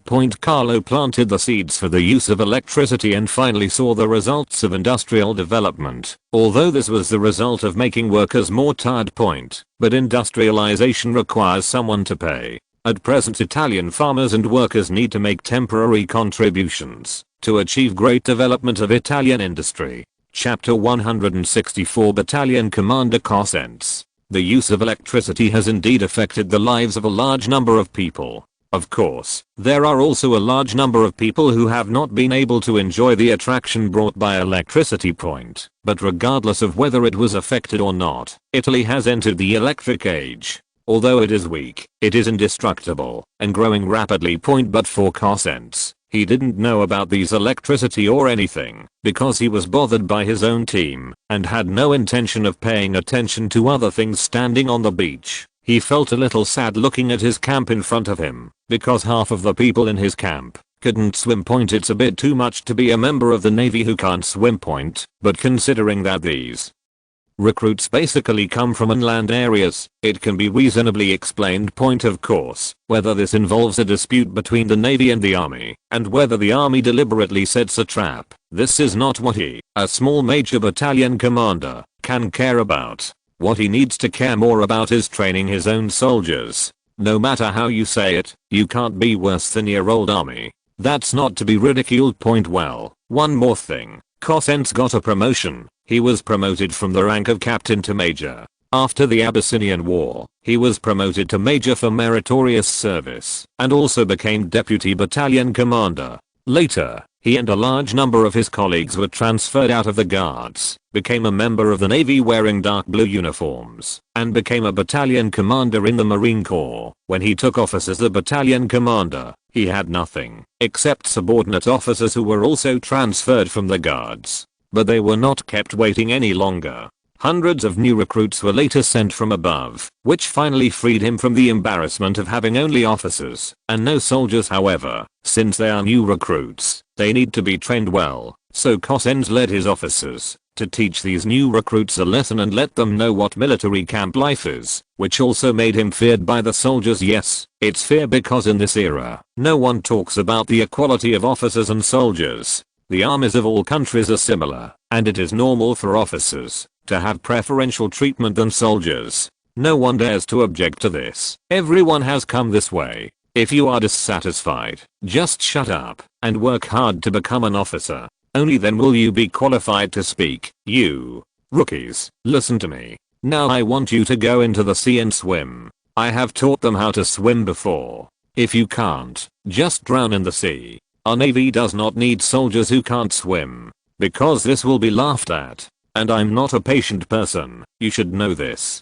Now I order, get out of the sea immediately. Following Cosenz's order, hundreds of soldiers were joined by officers and driven toward the sea. Of course, various ridiculous things happened during this process. Some soldiers tried to stand in waist-deep water and stop moving forward, but were kicked by an officer. I also tried to find a floating object to make myself safer when learning to swim, but the officer took it away. Point of course, as officers, they cannot just watch their soldiers in danger. There were more than a dozen small boats prepared on the beach, and they were already rowing out, ready to drag soldiers who had drank enough seawater onto the boats at any time. As for Cosenz, how could someone who grew up by the sea in Palermo not know how to swim? After driving the soldiers into the sea, he also sat on a wooden boat and looked at the soldiers soaked in the seawater. You don't lie on your teammates, and you don't stand on the rocks on the bottom of the sea.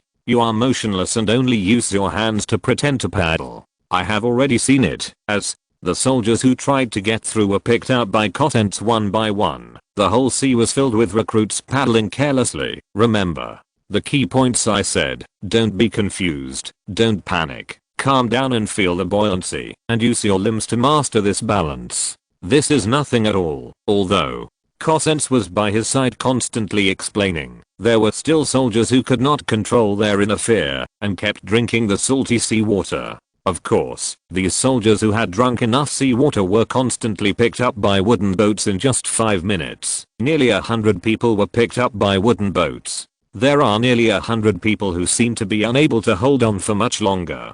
The wooden boats shuffled among the crowd, constantly sending these drunken soldiers ashore. Point of course, all the soldiers who came ashore, without exception, lay on the beach, trying to spit out the seawater they drank to relieve the pain they suffered. But it was not that easy. Such a tragic image made Major Dell, the deputy battalion commander beside him, unable to bear it. He couldn't help but speak. Would this be too much for them? I think we should start with the simplest thing, and not just drive them into the sea. Major Dell also came from the guards, but not from the 3rd Regiment, which was mainly composed of the remnants of the red shirts, but from the 1st Regiment. The regiment was left in the country this time, and did not participate in the Abyssinian War, so Major Dell had a look of reluctance. This kind of difficulty is intolerable. It is not worthy of being a soldier of the 1st Battalion of the 2nd Regiment of the 1st Marine Brigade. I require that my battalion must be elite. If not, then train it to become an elite. If it cannot be compared with other battalions, how can you be called an elite? If you go far enough in training, well, Cosenz now has ambitions to make his battalion a benchmark. Of course, becoming a benchmark cannot be achieved verbally. He also needs to arrange the training plan reasonably and increase the daily training volume, because soldiers can only ensure familiarity with more training. Of course, Zhao Cheng's physical exhaustion and mental dissatisfaction also required him to find a solution point. Fortunately, Cosenz also came from the soldier level. Although he was in the Red Shirt Army at the time, he still understood the thoughts of ordinary soldiers. He could adopt reasonable methods according to local conditions to reduce the soldiers' dissatisfaction. Of course, necessary rest is also needed. Let the soldiers' tense nerves rest and be beneficial to the next stage of training point. The swimming training ended after an hour. In the end, there were exhausted soldiers under the beach. Of course, there were also many soldiers with bloated stomachs, all of which were drunk. Looking at the exhausted soldiers being drilled, Cosenz planned to let them go today. Okay, today's training is over. We will continue training tomorrow. Cosenz's words caused a burst of cheers from the soldiers. Although they seemed weak, this could also show the soldiers' desire to rest more. Of course, we can't practice swimming in tomorrow's training because this time has deeply affected many people and they need to slow down. However, training the soldiers tomorrow will not be easy because Cosenz has prepared surprises for them, hoping that they will not be frightened by then. Chapter 165, The Pre-Fearless Era, Part 1.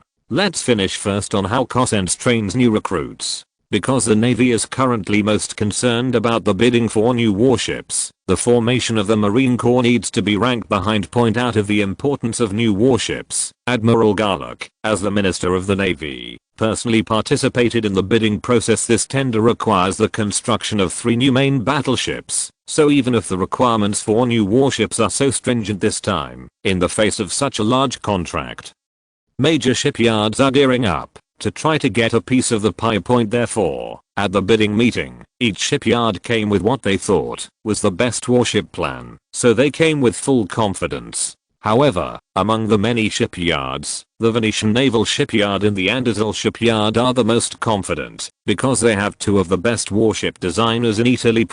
While no one from the Navy has come to host the bidding work, the major shipyards have taken this opportunity to start exchanging feelings. Of course, it is unknown whether any private agreement can be reached after these exchanges. Unlike shipyard directors, ship designers are much simpler. They mostly exchange their own experiences. Warship design cannot be done behind closed doors. You must absorb other people's excellent ideas to make yourself better. However, unlike other designers, as the 2 most famous designers in Italy, other designers do not dare to step forward due to their high status. So in a corner of the venue, 2 of Italy's best warship designers were having a friendly exchange. Brin, you're not dead yet. You've been hiding in Genoa for so long without saying a word. I thought I wanted to attend your memorial service. Bran, don't be complacent. This time I want you to leave the venue crying. The 2 old guys got into a fight as soon as they met, but judging from their expressions, it was like 2 good friends meeting each other, but the words in their mouths were not so nice. Of course, this is also the reason why there is no one else around the 2 of them, so they can hear such words. But having said that, when the 2 designers were exchanging feelings, who would dare to step forward and join in the fun? However, after a brief cordial greeting, the 2 then chatted about other topics. That one must be your successor, Benedetto. Brin asked Benedetto Brin, while pouting at Vittorio Cunaberti, who was sitting at the other end and chatting with other designers. I don't deserve this title. I can only be regarded as a leader. Listening to his old rival's words, Brin shook his head and answered. Facing Brin's answer, Bran suddenly turned serious. Let me ask you something. Explain. The Venice-class armored patrol you developed, is it you, or that young man who is responsible for it? Facing Bran's words, Bran smiled bitterly. Didn't I say it before? Vittorio is mainly doing it. Real. Yes, I'm just helping to fill in the gaps for Vittorio's credit. Bran's words caused a strange expression to flash in Bran's eyes, but he hid it quickly and did not let his old rival see it. The short communication time always ended so quickly. Everyone in the venue did not chat for long before they heard someone announcing their arrival at the door. The Lord Admiralty is here. Following this announcement, everyone in the venue immediately ended their conversation. They quickly and neatly stood at the door to greet Admiral Garlock, who held the power of the Navy. The door was pushed open, and Admiral Gorek and other senior naval officials entered the venue.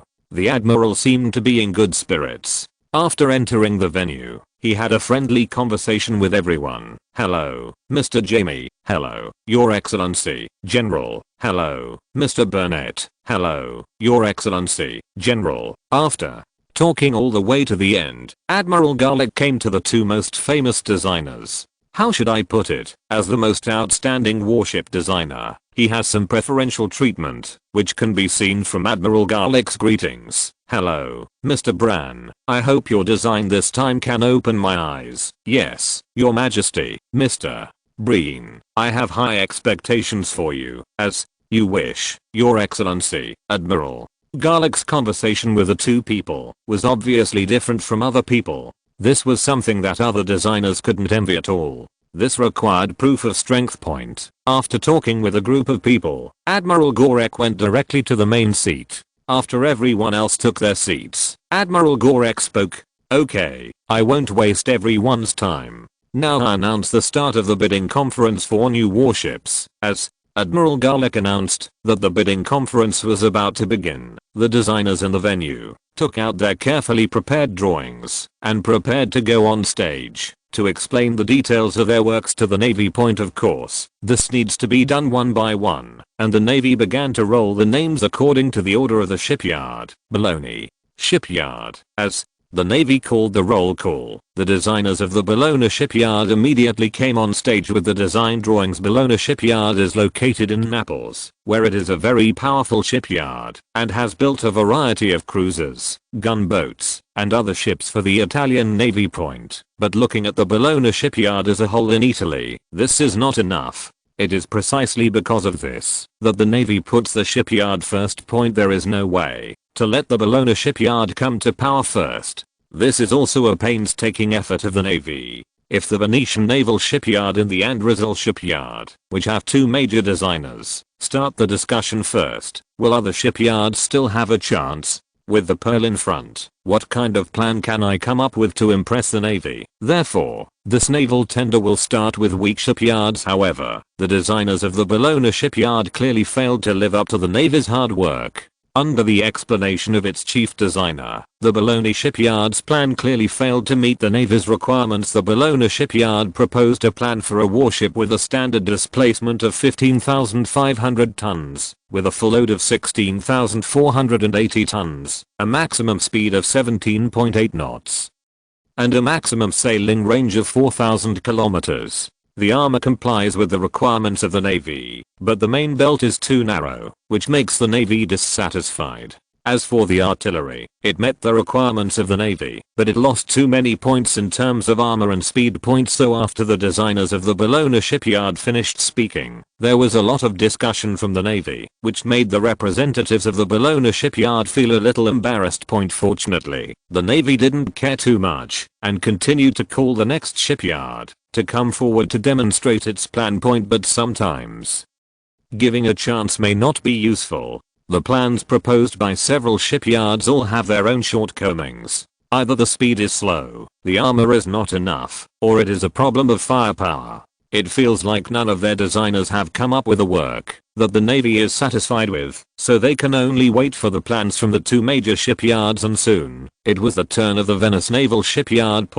When the call came to the Venice Naval Shipyard, designer Bran walked onto the stage with his design drawings. Chapter 166, The Pre-Fearless Era, Part 2. Gentlemen, this time I brought the warship plan I designed. As Bran, the chief designer of the Venice Naval Shipyard, spoke, the venue immediately fell silent. Everyone, including Admiral Gorek, stared at this outstanding warship designer.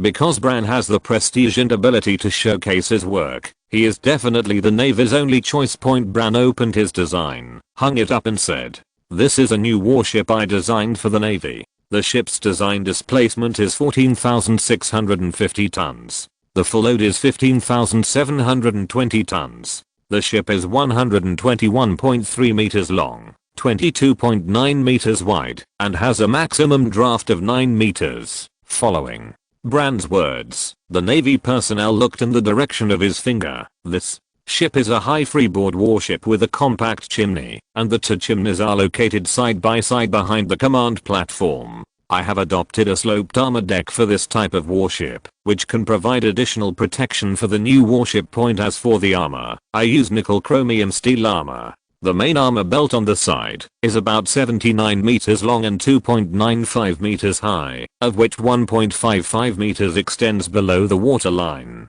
The thickest part of the main armor belt in the middle of the side reaches 410 millimeters, and then decrease forward and backward respectively at 381 millimeters and 346 millimeters. The inner part is a 102 to 203 millimeters thick cheek support layer. The upper side armor is 127 mm thick, 49 meters long, and about 2 meters high, and the total height of the side armor is about 4.95 meters, 1.6 meters below the waterline, 3.35 meters above the waterline. Hearing this, the Navy, including Admiral Gorak, couldn't help but nodded. Of course, except for the people from the Andesha shipyard, who had not yet introduced the plan. The faces of the other shipyards became ugly, because as soon as the expert takes action, he will know whether it is there or not.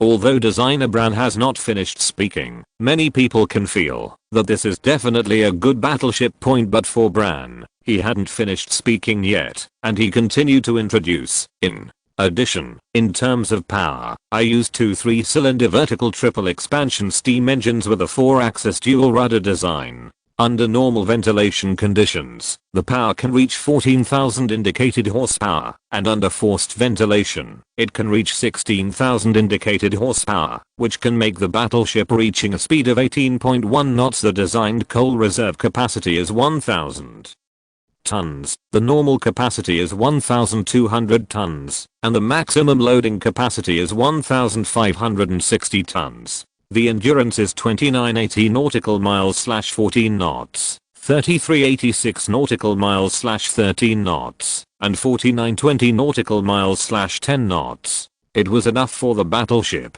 to sail directly from the East African colony to the Fanglan colony. After talking about power and range, he introduced the most important force of the warship. The warship uses 4 356mm main guns, 2 in front and 2 in back. The main gun weighs 72 tons in total, and uses a front bevel turret. The turret is hydraulically rotated, and can shoot at enemies at an angle of 280 degrees. In addition, for the secondary main gun, I used a 152mm secondary main gun, and arranged 3 twin turrets on both sides of the island, bringing the number of secondary main guns to 12. In addition, taking into account the role of the new torpedoes, I installed 2 triple 406mm torpedo launch tubes in the middle of the ship, which can launch 6 blackhead torpedoes at one time. After Bran finished telling the various statistics of his warship, Admiral Gorak, as the Minister of the Navy, couldn't help but clapped his hands and applauded. Because this new battleship designed by Bran is much more powerful than the previous Italian battleships. Although it slightly exceeded the standard by more than 100 tons, it was nothing serious. Compared with the excellent performance of the battleship, this tonnage was nothing point except for the Lord of the Navy. Everyone else applauded, because everyone must admit that this is a very excellent design point. Of course, as the representative of Andesha shipyard, his old rival Benedetto Breen can't help but give a thumbs up, because this is indeed an amazing design. If you design it yourself, you may not be able to outperform it. Thinking of this, he couldn't help but glance at the young Vittorio next to him. He was young and had such great talent. He was simply a natural designer born for the Navy. Here, Admiral Garlock, as the Minister of the Navy, sighed with emotion. The plan proposed by designer Bran is very attractive. It is simply a perfect masterpiece. It is very remarkable. The praise from the Minister of the Navy made the person in charge of the Venice Naval Shipyard smile. Because of the meaning of His Excellency the Admiral's words, if the Andesha shipyard in the end cannot come up with a better plan, then the Admiral I will definitely choose Bran's plan. As for the Andersha shipyard, the expression on the leader's face became very unnatural after the Admiral finished speaking, because he also understood the meaning of the Admiral's words, and now he can only I place my hope on Mr. Breen. Facing the person in charges. Look of help. Bryn patted his shoulder to reassure him. Then the Navy reported to the Andersha shipyard. This time Bryn came on the scene in person, preparing to compete with the new warships of his old rival. Everyone, this is the new battleship plan I brought. As Bryn opened his own plan drawings, the venue immediately caused an uproar, because this battleship drawing was somewhat similar to Bryn's previous designer. Of course, this is not. That one stole the other's idea, both of them were. It is impossible for a person with high moral standing in Italy to do something so tasteless. It's such a coincidence that it's surprising. Facing the situation in the venue, Bryn was mentally prepared, because when Bran opened his design, he knew it would look like this. The two were indeed too similar. Of course, there are still differences, because he did not use two chimneys side by side, but arranged them compactly vertically. However, people nowadays are still very qualified, and soon calmed down. After the venue fell silent, Bryn began to explain his plan. This is a new warship designed by our Andersha shipyard for the Navy. The ship's design displacement is 14,900 tons. The full load is 16,150 tons. The ship is 124.3 meters long, 22.1 meters wide, and has a maximum draft of 8.9 meters. This ship is a high freeboard warship with a compact chimney, and the two chimneys are located behind the command platform in a vertical arrangement. In terms of armor, I also use nickel chromium steel armor. The main armor belt on the side is about 81 meters long and 2.85 meters high, of which 1.5 meters extends below the waterline. The thickest part of the main armor belt in the middle of the side reaches 400 millimeters, and then decrease forward and aft respectively at 356 millimeters and 331 millimeters. The inner lining is a steel support layer 57 to 105 millimeter thick. The upper side armor is 127 millimeter thick, 51 meters long x 2.1 meters high, and the side armor, the total height is about 4.95 meters, 1.5 meters below the waterline, 3.45 meters above the waterline. In addition, in terms of power, I use two 4-cylinder vertical triple expansion steam engines with 3 shafts and 4 propellers. The maximum output horsepower is 17,500 horsepower and the maximum speed is 19.1 knots. The designed coal reserve capacity is 1,050 tons, the normal capacity is 1,300 tons, and the maximum loading capacity is 1,600 tons. The endurance is 2850 nautical miles/15 knots, 3470 nautical miles/13 knots, and 5250 nautical miles/10 knots. Next, designer Bryn talked about the layout of the artillery. There is actually nothing controversial about this aspect. The layout of 2 in the front and 2 in the back started from the Venice level. However, Bryn's plan reduces the new warship's set of 152mm secondary guns and adds 857mm secondary guns for attacking small warships. After Bryn finished speaking, the scene was quiet. This is not because they are dissatisfied with the Bryn designer, but this design is so amazing. The battleship can outrun the speed of the cruiser. Why don't they be surprised? Don't underestimate the speed. That is only 1 knot higher, but how much effort it requires. Then many designers couldn't help but whisper that they really deserve to be the designers of armored cruisers. The most entangled among them is Admiral Garlock. He is stumped by these two plans. He wants both, but it is possible to think about it, but it is impossible in practice. The Navy does not have so much money. Thinking of this, he couldn't help but speak. Except for the people from the Andersha shipyard and the Venice shipyard, everyone else can go out first. Following the words of His Excellency the Admiral, the others could only leave with disappointed expressions. They knew that this bidding had failed, and they could only wait for the 2 major shipyards to decide the winner. I wrote that I was in so much pain that my head was as big as a bucket when searching for information. Chapter 167. Which one do you want? After seeing everyone else go out, Admiral Gorek showed a wry smile.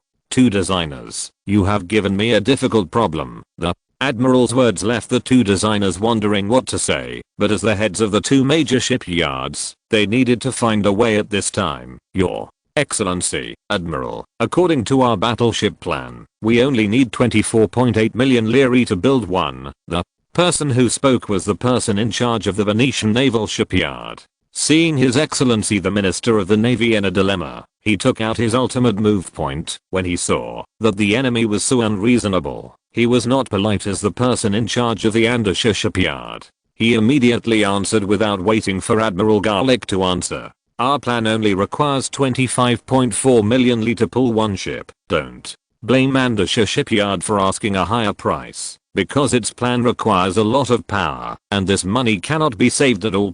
Admiral Garlick, who was worried about what to choose, watched the two shipyard leaders start a price war. He was a little angry and laughed. Although price is very important, can the current problem of warship selection be solved by price? Well, he was indeed a little moved. However, considering the power behind this warship purchase, he temporarily put aside the idea of determining the price, too. But that's it. I need to talk to 2, not 3, designers. So, the two shipyard leaders could only stop trying to win with price, and could only look at their chief designers, hoping that they could win. Next point after the two shipyard leaders left, Admiral Gorek spoke.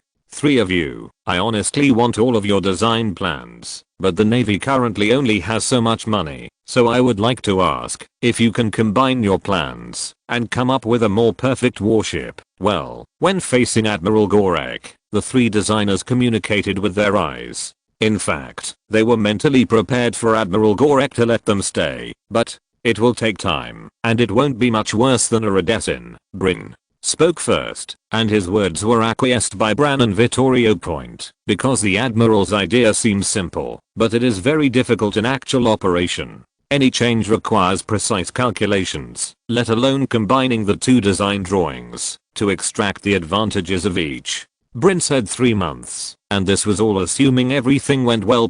Facing the words of the 3 designers, Admiral Garlick thought for a while and then answered. Then you go and prepare first and let me think about it. Faced with the Minister of the Navy who had the final say on the new warship, the 3 designers had no choice but to wait for the Admiral to consider it himself. However, although there was no decision made on the spot, Admiral Gorek would not let the 3 people go just like that. Then the Minister of the Navy personally sent the 3 people out, and no one else received this courtesy.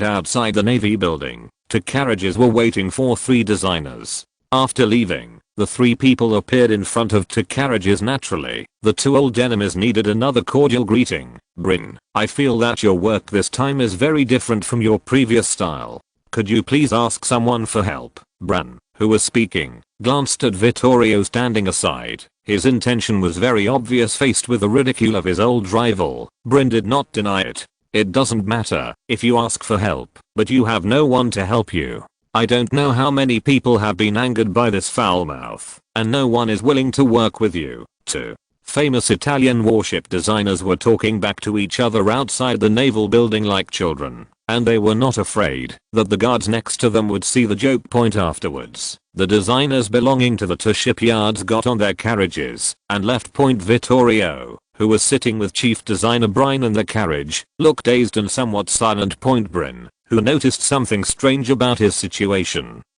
asked with concern, "What's the matter, Vittorio?" Faced with Brin's inquiry, Vittorio answered casually, "It's nothing, I just feel a little uncomfortable and want to go back and take a rest." Faced with Vittorio's answer, Brin didn't pay much attention. "Well, go back and take a rest early.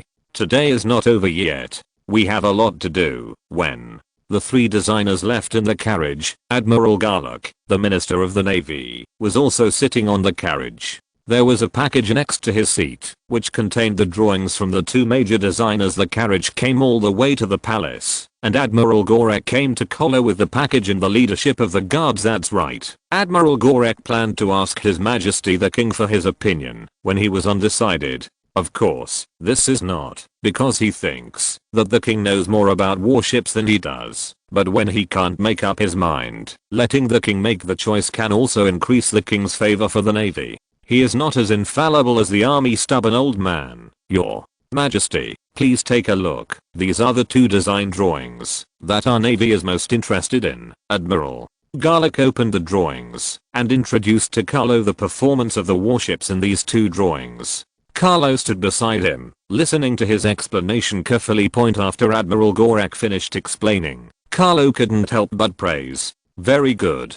Both drawings are excellent. Carlo's praise was sincere. Although he didn't know much about the navy, he still had some preliminary knowledge. We must know whether any of the warships currently equipped by various countries can compete with it. As long as this warship is built, it will be a worthy benchmark for the world. Point apart from anything else, its speed of up to 18 to 19 knots is beyond the reach of other battleships. This reaches the speed of cruisers from various countries. With the speed of cruisers and the armor and firepower of battleships, who can be its opponent? Your Excellency, Admiral, do you want me to choose? Since Admiral Gorek went to great lengths to show himself 2 drawings, his intention is self-evident. Yes, Your Majesty. It is very difficult for our Admiralty to choose, so it can only be decided by Your Majesty. Faced with Carlo's inquiry, Admiral Gorek did not deny it at all. Of course, he had a little more to think about. If His Majesty liked both, what if he told them to build 2 ships each? Although this probability is far out of reach, we are afraid of the eventuality. If this happens, it will not mean that the navy will gain another ship. But unfortunately, Carlo did not say what the Admiralty wanted to hear, but asked him about it. So what is the approach your navy has chosen? Facing Carlo's question, Admiral Gorek spoke truthfully. We let designers from both parties cooperate and strive to come up with a warship that combines the advantages of both. In that case, then do it your way. Carlo also did some take-eye and put the question back, because he, like Admiral Gorek, was very satisfied with both plans. Professional matters should be left to professionals. Carlo's words surprised Admiral Garlic. He did not expect the king to give him such a reply. So he stepped forward and put away the design drawings, preparing to return to the Navy Department to study it. But at this time, the king's voice came from behind. Perhaps new warships should consider the advantage of speed more. Carlo's words made Admiral Gorek smile. Chapter 168 Chief Designer. In the hotel where a group of people from the Andazil shipyard were staying, the young Vittorio Cuniberti was a little irritable. The source of his irritation came from Mr. Bran, the chief designer of the Venice Naval Shipyard, because his words made Vittorio a little worried about gains and losses. What words made this young designer like this? This originated from the fact that after Bran came out of the meeting, he asked Vittorio if he was interested in working as the chief designer at the Venice Naval Shipyard. While Bran was away. It was completely unimaginable for the young Vittorio Cuniberti to work as chief designer at the Venice Naval Shipyard.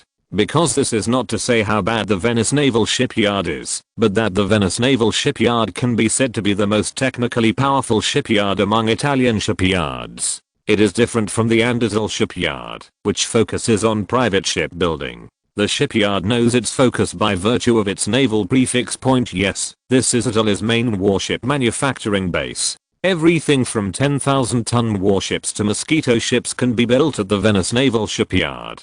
In addition, the factory still has the most advanced shipbuilding equipment in Italy. In addition, there are many experienced shipbuilders who have worked for more than 10 or even 20 or 30 years in the Venice Naval Shipyard. To say that Vittorio does not want to be the chief designer is to say that the wolf does not want to eat meat. How is this possible? However, thinking that he was valued at the Andascia shipyard made him hesitate.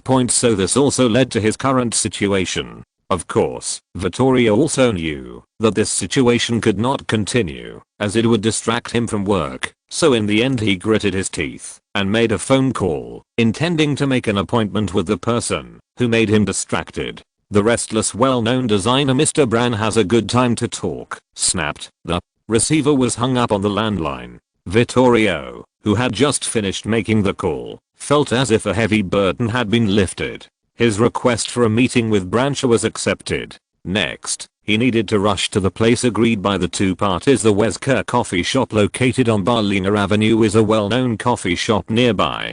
The main reason is that the coffee ground by the owner of the shop tastes very good, so the business is getting better and better. This is where the two met point. After getting off the public carriage, Vittorio looked at the coffee shop, tightened his coat, and lowered the brim of his hat, because he felt that this would reduce the possibility of others discovering him. Although no one recognized him in this coffee shop, he still felt that he should do this entering the coffee shop. Vittorio looked around the shop and immediately saw Mr. Bran, who had white hair and was wearing a white shirt and vest. "Hello, Lord Bran." Vittorio walked to the table and greeted him. "Good afternoon, Bertie." Seeing Vittorio appear in front of him, Bran greeted him with a smile. His eyes seemed to be looking at his junior, which made Vittorio feel a little unnatural. "Relax, you're not Bran. I won't quarrel with you." As if seeing Vittorio's uneasiness, Bran spoke in a very friendly manner, facing the famous warship designer in front of him. Vittorio decided to go straight to the point.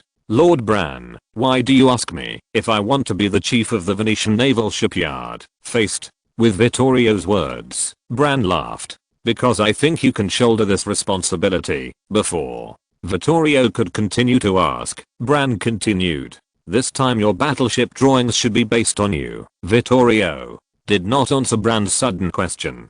But Bran didn't need an answer. "It seems that my guess was correct. This battleship plan should indeed be considered your work." "No, it was created by myself and Mr. Breen." Faced with Vittorio's rebuttal, Bran didn't care. "Well, you and Bran designed it together. I have to admit that the battleship you designed is very good. Actually, yours is the same. It has a very good balance between firepower, protection, and speed." Faced with Vittorio's retort, Bran picked up the coffee and gestured, "Thanks." After the two put down their coffee, Bran continued, "Although the coffee here is very delicious, it is difficult for us to have time to enjoy it all.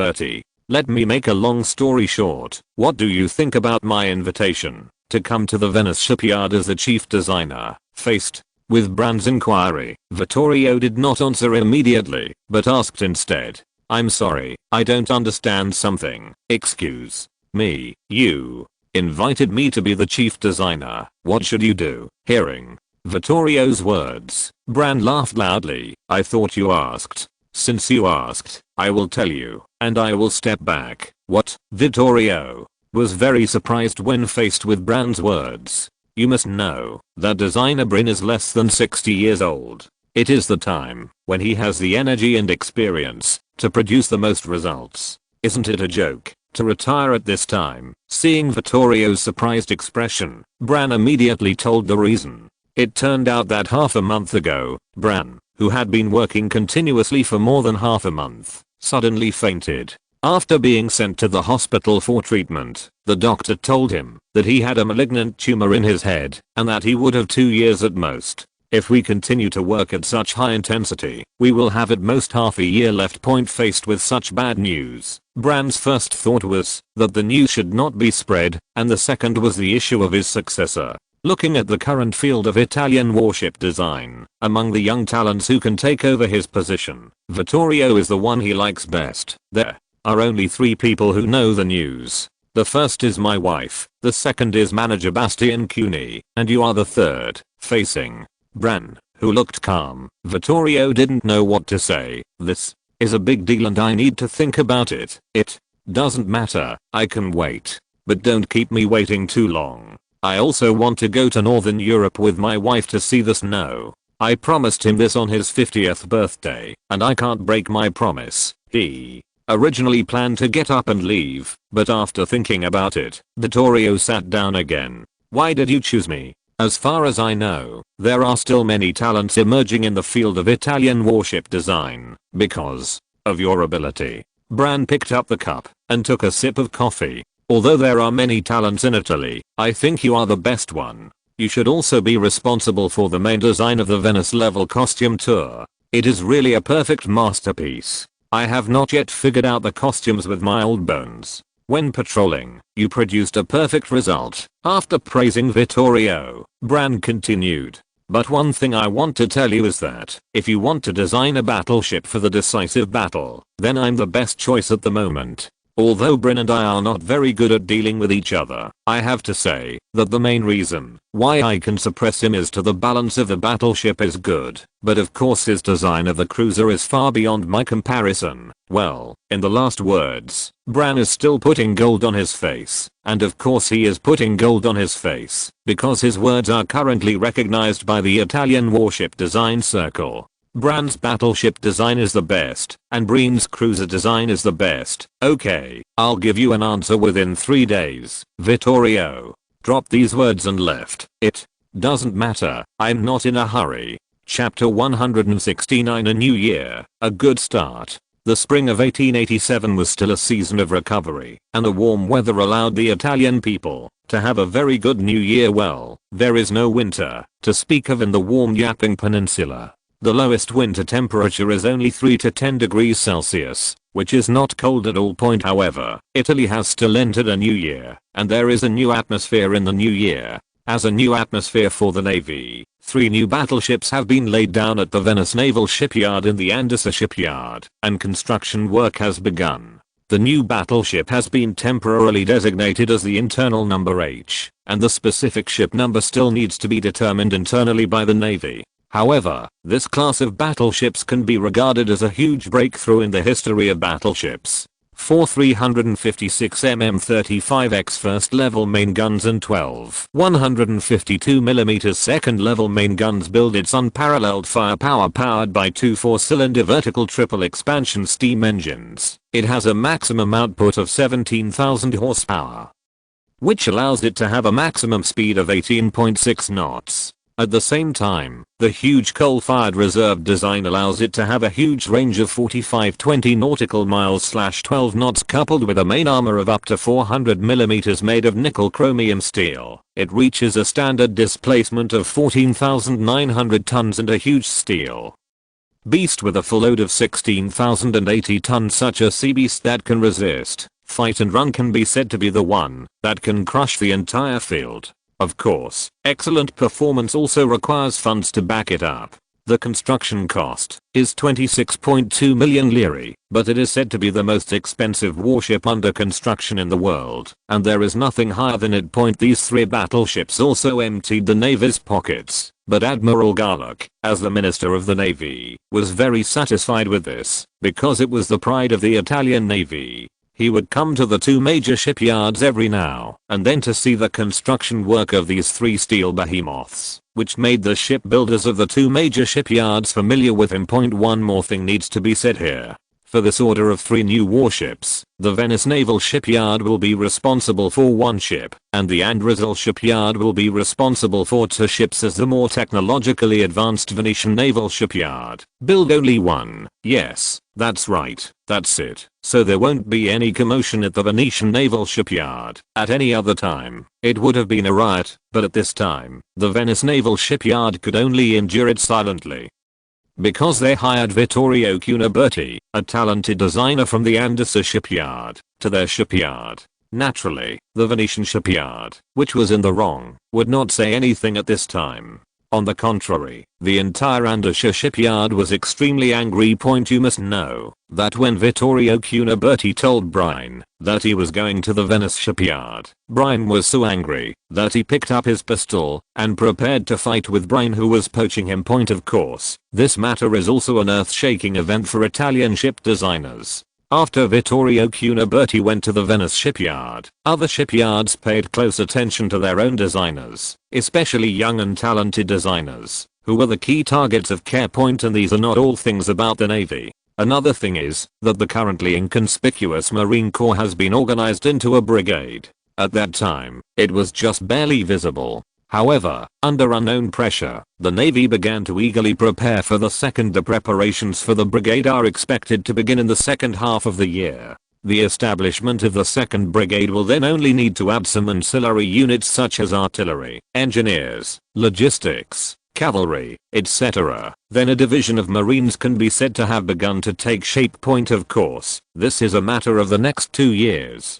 Currently, for the Navy, new warships are still the top priority. Of course, in addition to the Navy, Italy also has an army. Last year, the army was most concerned about the development of new rifles. Of course, in addition to rifles, after the introduction of artillery technology from Krupp, the army also needed to wait for new artillery. Artillery and rifles, two weapons related to the army's combat effectiveness, are both under development. Of course, in addition to the navy and army, the Italian industry is also developing very well. Due to the demonstration effect of eating crabs first, Italy's electricity application is currently very tight because there are too many factories that want to switch to electricity. This has forced the State Grid Corporation to make 2 expansion plans within a year. The most exaggerated one is from Milan. Currently, Milan's thermal power plant has proposed 3 expansion plans. It gets more radical each time, all caused by the lack of electricity. Of course, the lack of electricity can also be seen in the promotion effect of electricity on industry. One more thing, during the year-end statistics, it was discovered for the first time that Italy's imports of industrial products from Germany experienced negative growth. This is a miracle, you must know that. Since Italy and Germany opened their markets to each other, Italy's domestic industry has been losing ground. If Carlo hadn't opened the markets in the Far East and Southeast Asia to give them a breather, Italy's industrial products would hardly have been able to turn around. Of course, as Italy begins to use electricity on a large scale, other countries will not turn a blind eye and will inevitably follow suit. This will also be a test for Italian industry. Of course, if other European countries want to launch electricity, they must use the alternating current system developed by Tesla. Although there are also direct current options, who will build a power station every 1 kilometer? The cost is too high. Of course, as the helm of Italy, Carlo also supports the purchase of AC motors and generator sets from other countries. This is not because Carlo is jealous of money, but because Carlo cannot refuse this stuff. Because under the free economic model, basically everything that is not a weapon is sold. Italy needs various external equipment and facilities more than other countries.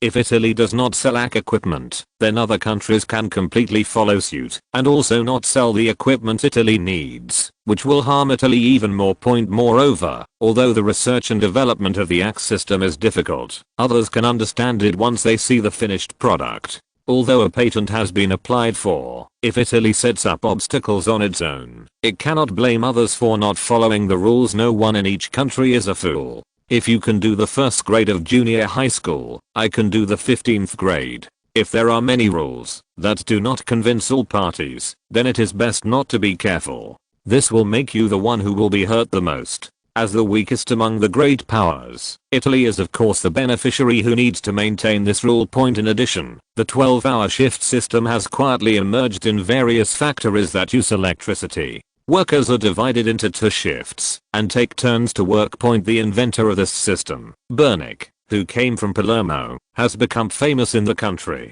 Some people call him a very creative manager, while others think it is not worth mentioning. Of course, as a qualified capitalist, the 12-hour shift system is gradually spreading in Italian factories. Of course, this is also one of the important reasons for Italy's power shortage. Of course, in addition to the 12-hour shift system, there are also 3 8-hour shifts. However, such factories basically appear in companies such as Italian National Grid Corporation, Westinghouse Electric Company, and other companies invested by the government or Carlo. The number is relatively small. Of course, no matter what, Italy's industrialization is accelerating. If you're listening to this novel on a channel other than Fanfic World, it means they downloaded and uploaded it without effort. We cordially invite you to visit our channel, Mundo Fanfic Novelos. There you'll find the original version of this story and you can explore many other novels of various genres. We're waiting for you to immerse yourself in a world of incredible novels. Chapter 170, Death of William I. Of course, in addition to the good development of Italy and the mainland, the development of overseas colonies is also pretty good.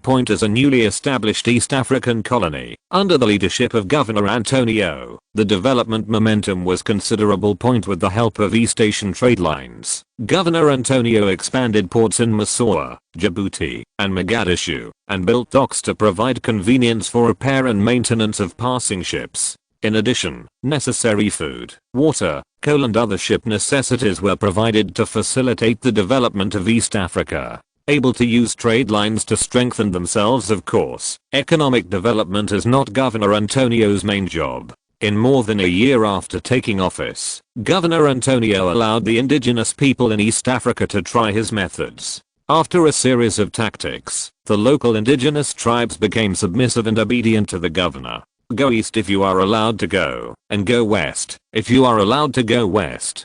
Don't dare to complain at all points. Didn't you see that the disobedient tribes were all wiped out? Anyone who dissatisfied the governor must be mentally prepared to bear his wrath. For a time, Antonio's prestige was unrivaled in East Africa.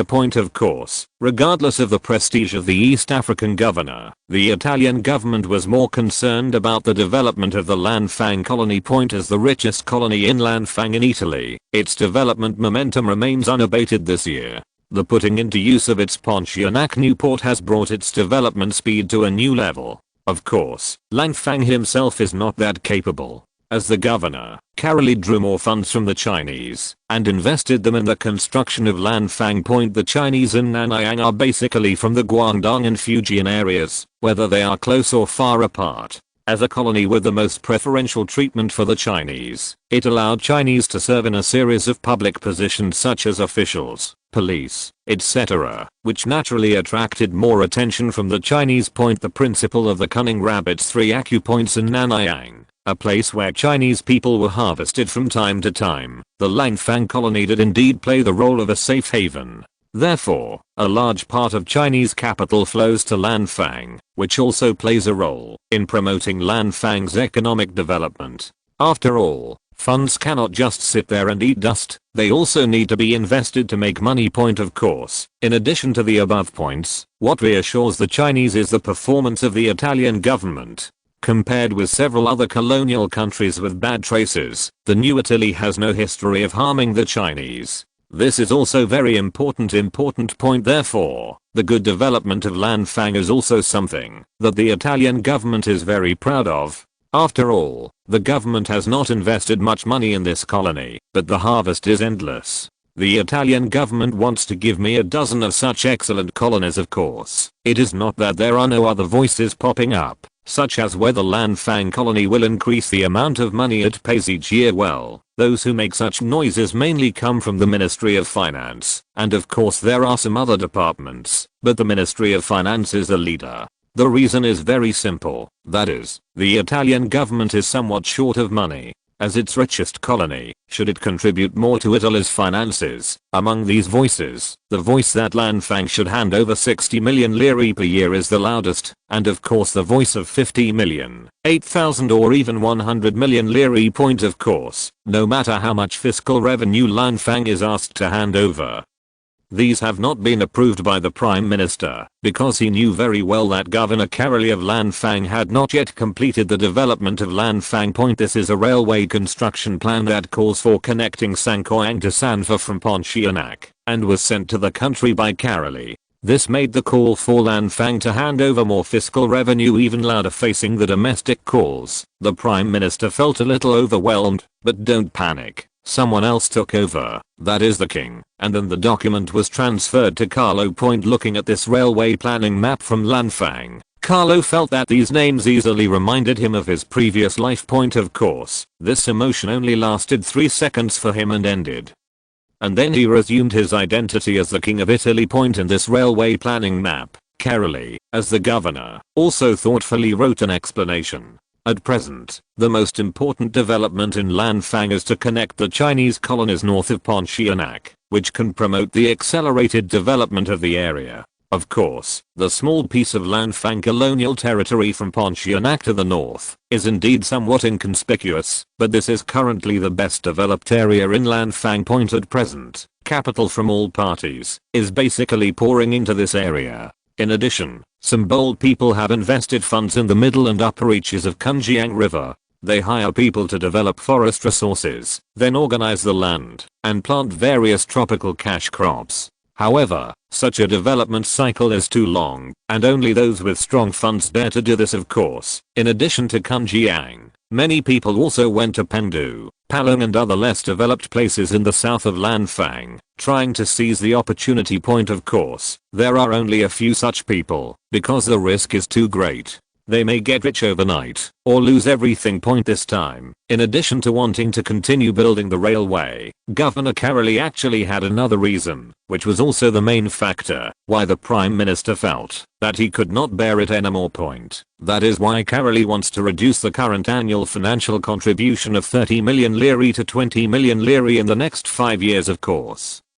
He also notes that this will trigger a backlash in the country. Even if he is a former prime minister, the Ministry of Finance, which is short of money and is crazy, will not recognize his old face points. So later he also said that, if his development plan is successful, Lanfang's annual fiscal revenue should reach 50 to 60 million lire, and it will not affect Lanfang's own development and growth. In addition, it will let Italy capture the hearts of the local Chinese point. Although the conditions offered by Caroli were somewhat tempting, Carlo knew that the people in the Ministry of Finance would not listen at all, because they wanted Lanfang to pay more now. It's like you tell a hungry person, give me half of your steamed buns, and when I'm full, I'll catch fish and cook it for you. See who can do it. The Prime Minister also anticipated the reaction of the Ministry of Finance, so he threw this hot potato to Carlo. Faced with the troubles thrown by the Prime Minister, Carlo could not throw them to others. However, the more prosperous Lanfang is, the more beneficial it will be to Italy, so Carlo will make a decision. Of course, this needs to start from the source, that is, from the Chancellor of Finance.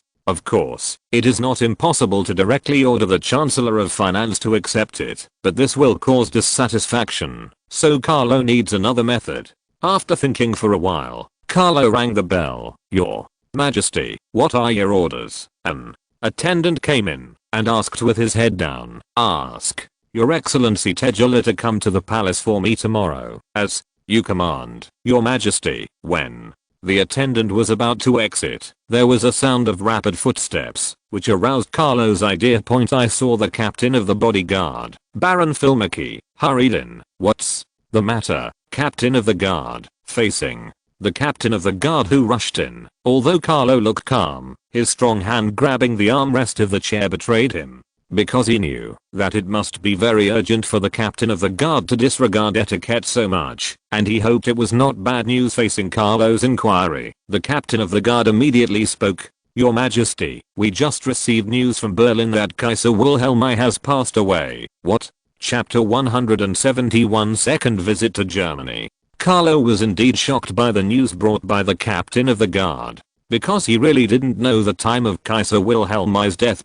However, the news of William I's death is indeed very shocking, because this was the founder of the Second German Empire. The story of him and the three unified heroes is a household name. Of course, among the three heroes, the most famous is Prime Minister Bismarck, but the other two have contributed a lot. The general staff led by Moltke is the target of imitation by various countries, and the other less famous General Raun. The military reforms carried out on Prussia allowed its military strength to skyrocket. Of course, Prussia's ability to unify Germany and expel Austria did not rely solely on the emperor and three heroes. It also required thousands of people and soldiers who fought for it. Of course, the Prussian army was more effective, otherwise it would not have been defeated. It's called an army that owns a country.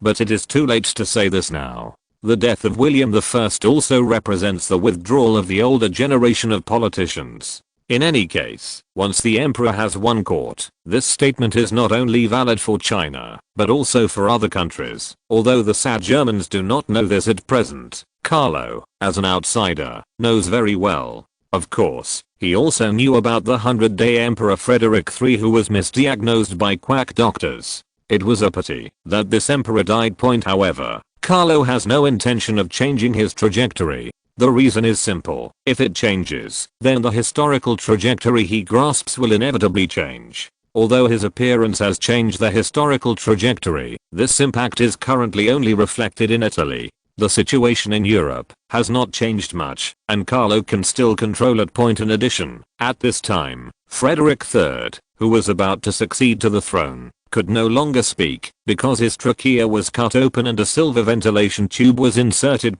Such a result has made many German officials hesitate about the upcoming succession of Frederick III, so they can focus more on Crown Prince William. Of course, this was only a private act On the surface, everyone in Germany was grieving for the death of William I, the founder of the German Empire. Not only led the reunification of Germany, but also contributed greatly to the development of Germany over the years. Although Prime Minister Bismarck was doing a lot of work, without his approval, would the Prime Minister have such great power? Of course. For Carlo now, it is not possible to be like William I. There are many reasons, among which he is not confident about the Prime Minister, which is the most critical point. No one understands better than him how important Italy's future development trajectory is. It can be said that, if it were not for the complex situation facing the future, Carlo could also try to delegate some power to the Prime Minister. On the one hand, this can make officials more active. On the other hand, it can also make the throne more stable.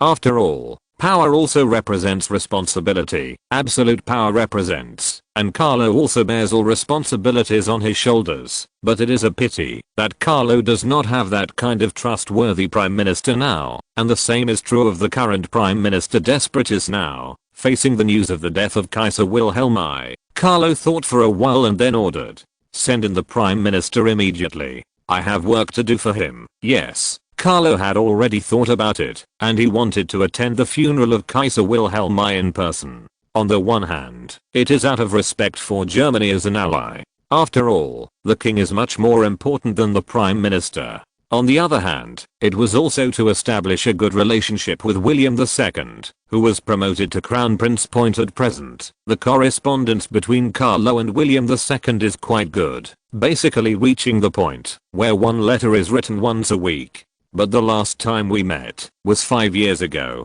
After such a long time without seeing each other, it was time to move around. And Carlo also wanted to see if the current William II had changed. Carlo didn't have to wait long. An hour later, Prime Minister Desperate appeared in front of him.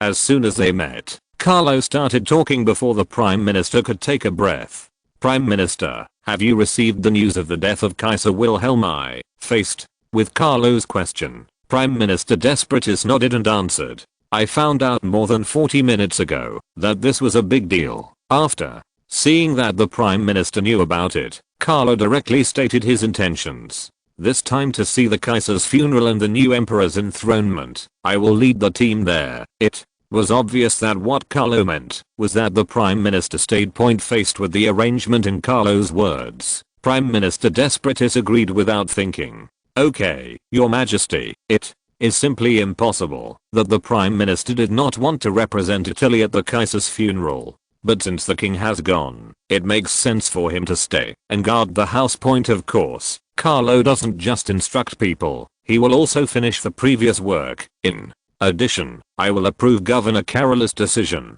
to cut off funds to build the railway. I will also go to the finance minister, Mr. Tegela, to inform me of my decision and let him control these rumors." Why did Carlo say this? Because he didn't want to embarrass Desperate. No one knew the government's situation. Lack of money was an eternal topic, and asking him to increase the amount of money handed over to the Lanfang colony was not what he wanted, because he did not want to be known as bullying the previous Prime Minister. Of course, this is only one aspect. On the other hand, we still want Caroli to perform better and make Lanfang a place of wealth in Italy. But no matter what, the things Carlo did continuously were all helping him, and this doesn't count as helping him. Carlo thought so himself. After hearing Carlo's words, Desperate immediately asked, "Then how long will it take for His Majesty to set off?" Time must be very tight to attend a funeral, but considering that the work at hand needs to be handed over, Carlo thought about it and gave a specific number. "We will set off in 3 days." Having said this, Carlo considered that going to Germany would inevitably lead to discussions with the government on the relationship between the two countries. So he continued, "This time when we go to Germany, in addition to the foreign minister, the Minister of Commerce and Trade, the Minister of Industry, and the Minister of Agriculture will also accompany us. We may have to discuss some matters with the Germans to strengthen exchanges." Well, according to Carlo, this is taking away less than half of the Italian cabinet. Faced with Carlo's decision, the Prime Minister had no complaints. who made Carlo the king. Afterwards, the two discussed other matters, and by the time the lanterns came on, they were finally done talking. In the next 3 days, not only the Carlo government was busy with the king's trip. After all, as the guarantee of Italy's security, Germany is too important to it. 3 days later, in the Rome train station, Carlo and the traveling officials waved goodbye to the people, who were seeing them off, and embarked on a trip to Germany. Chapter 172, The Gift of Friendship. Berlin railway station. This was Carlo's second visit. As important guests attending the funeral of William I and the coronation of Frederick III, Carlo and his party also received a warm reception. As an important ally, Carlo was also the second most important of the four monarchs attending the funeral. Of course, he was greeted personally by the German foreign minister Frederick. One more thing, among the monarchs attending the funeral of William I this time, the Austro-Hungarian Emperor Joseph I was the most important. The Russian Tsar Alexander III did not come, and his crown Prince Nicholas II attended instead. This can also show the current hesitation of Russia. Although they are squeezed out by Germany and Austria in the Three Emperors alliance, they have not completely fallen to France's money offensive. Of course, this is also the reason why France's money offensive has not yet begun. However, since the current crown Prince Nicholas is not a monarch, he cannot be counted among the four monarchs. Welcome, King Carlo, to Berlin. Carlo was warmly greeted by Frederick as soon as he got out of the car. Of course, the white flowers he wore also showed that Germany was currently enduring the grief of the death of the monarch. Thank you for coming to greet me. Our country is also very sad about the passing of Emperor William. Having said this, Carol showed a sad expression, and tears could not help but flow out from the circles of her eyes that she had just wiped. Thank you for your sympathy for the passing of our emperor. Please ask King Carlo to get in the car first. Frederick, who also had excellent acting skills, did not let Carlo be more beautiful than before. His eyes were red with tears and he did not show his performance, letting Carlo know what excellence is. The acting performance at the train station ended here. Carlo's young acting skills completely fell behind in front of Liu Jiang, who then don't say anything and get in the car. After boarding the welcoming carriage, Carlo and his party were sent to their accommodation. This time, because there were too many monarchs, they were not arranged to live in the Charlottenburg Palace like last time, but in the Sensi Palace.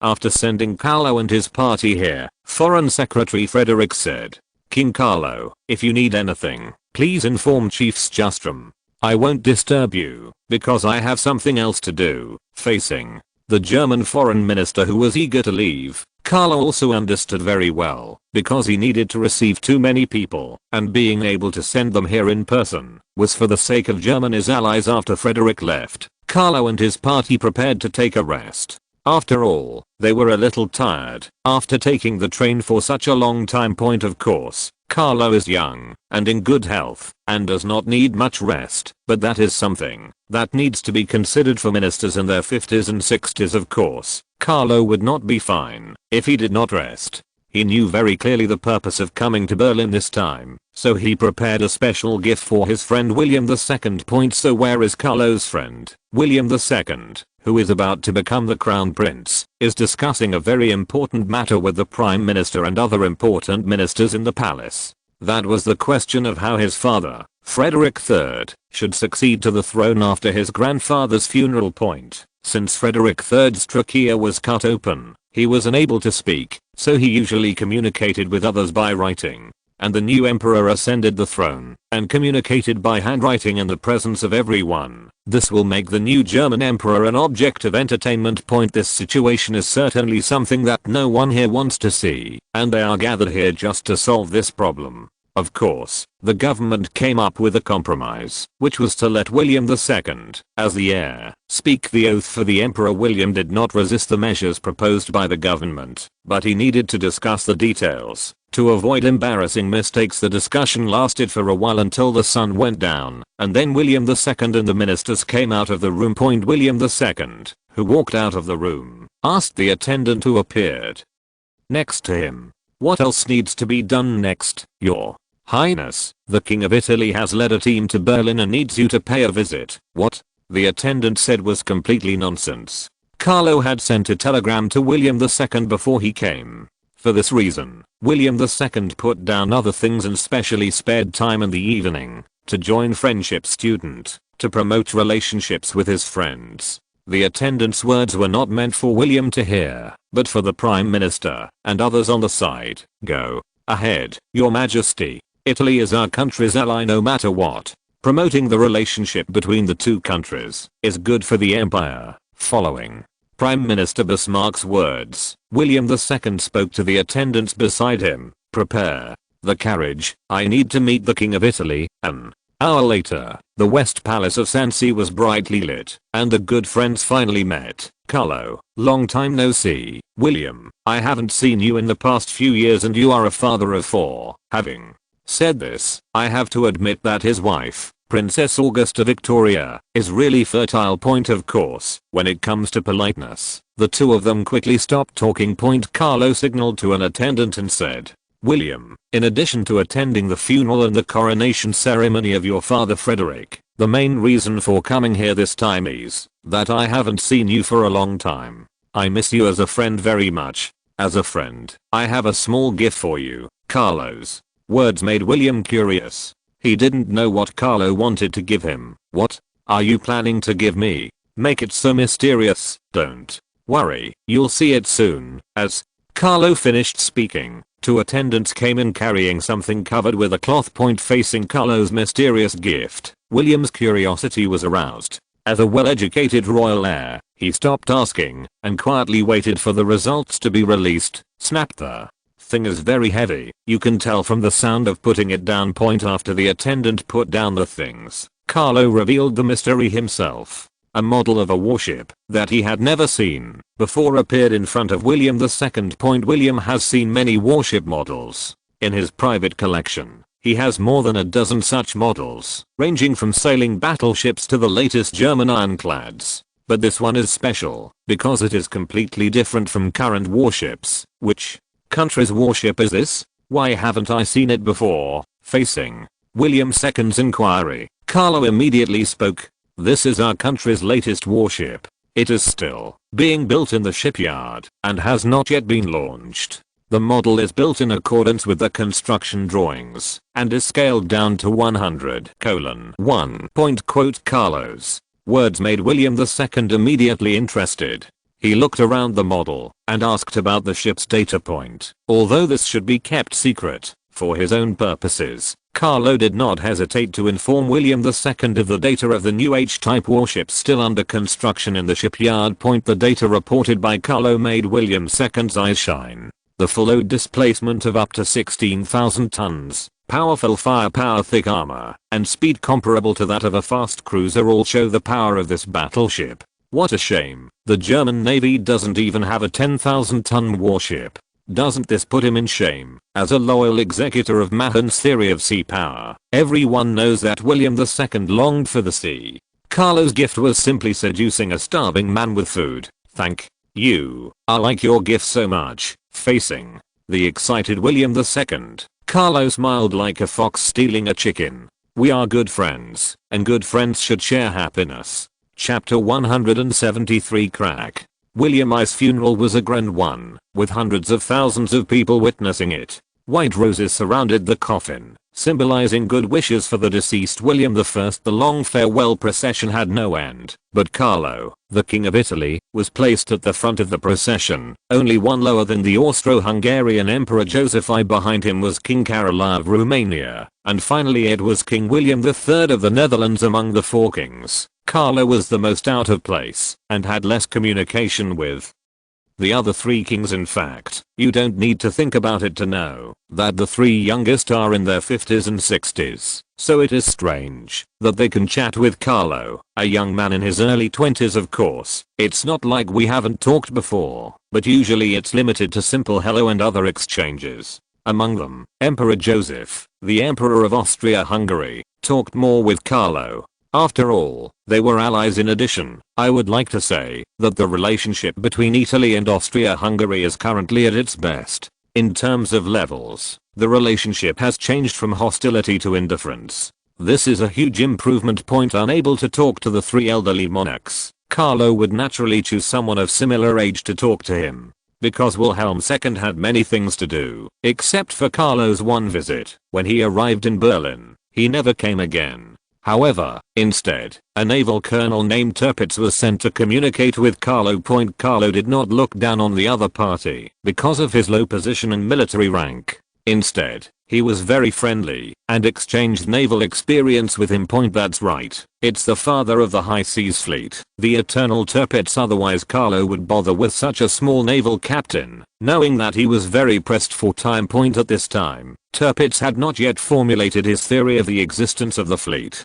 Instead, he was studying the cruiser's tactics to break diplomatic ties. Of course, this has a lot to do with the fact that he is currently commanding a cruiser formation. For Tirpitz, who did not have his own theory, Carlo would also inject some of his own opinions from time to time during the conversation. Of course, it is not known how much the other party would listen. This was just Carlo's desire to give it a try. Of course, he doesn't want to accuse the other party of having a wrong theory. Any theory needs to be used in a corresponding position. The existence of a fleet is the safest method when you are at a disadvantage and do not want to use too risky tactics. Of course, this method allowed the High Seas Fleet to hold back the British Home Fleet, which was far more powerful than itself, which shows that this theory can be used. However, Germany's position determines that its use of the existential fleet theory cannot help it get rid of its maritime disadvantages. In addition to communicating with Colonel Tirpitz, Carlo also talked with other people. Among them, the one who talked the most was Nicholas II, the last Russian Tsar who was younger than himself. The two are of similar age, and there is currently no conflict of interest between the two countries, which makes Russia very willing to allow its crown prince to communicate with the young Italian king. However, in the process of communicating with the Tsar, Carlo discovered that Crown Prince Nicholas was as introverted and shy as the rumors said. Moreover, when Carlo sometimes raised questions and opinions during the conversation, the already 20-year-old the crown prince also looked at his personal tutor Pobedonashev, who was standing aside. He was already 20 years old, and he had to ask his private teacher for minor questions. No wonder he would later be interfered with by his wife in government affairs. So the Tsar needs to bear at least 1/3 of the blame for Russia's collapse.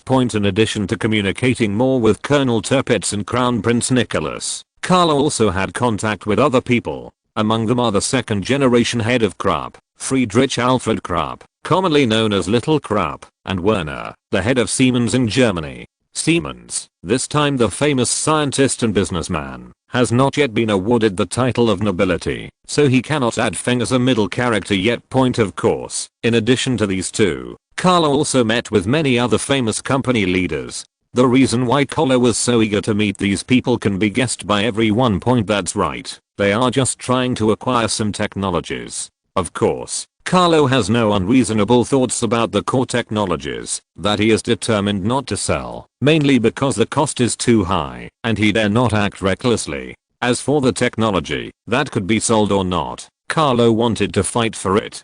No matter how you say that you are also the monarch of an allied country, you still need to give some face. Although Germany's technology is currently not as good as Britain's, with its good development momentum, it is already on par with France. So this time Carlo is prepared to strengthen Italy's weak industry, to give it a good opportunity to develop as soon as possible. With these things involved in his mind, Carlo showed a little lack of energy at the funeral. After reluctantly listening to the speech read by Prime Minister Bismarck, he was ready to leave. In any case, the attitude of others when they came was very good. Didn't you see that the Austro-Hungarian Emperor Joseph I next to him was a little shaky? But sometimes people are like this. The more they want to leave, the less they can leave. I saw a German personnel wearing the clothes of an attendant, running all the way to Carlo. King Carlo, Crown Prince William and the Prime Minister would like to ask His Majesty to move over. There are some things that I would like to discuss with you. Although Carlo was very confused about what made the two of them so anxious. Since William II and Bismarck were looking for him, there was nothing else to say, so go ahead. So in the chapel next to the cemetery, Carlo met Prime Minister Bismarck and Wilhelm II. King Carlo, I have taken the liberty to invite you here. I want to seek your help for something facing the apologetic Prime Minister, and William II, who was already wearing a gloomy expression next to him. Carlo felt as if he was trapped in a whirlpool. "If anything happens, please let me know, Prime Minister." Now that he sensed the abnormality in the atmosphere, Carlo would certainly not agree easily. "Actually, it's nothing.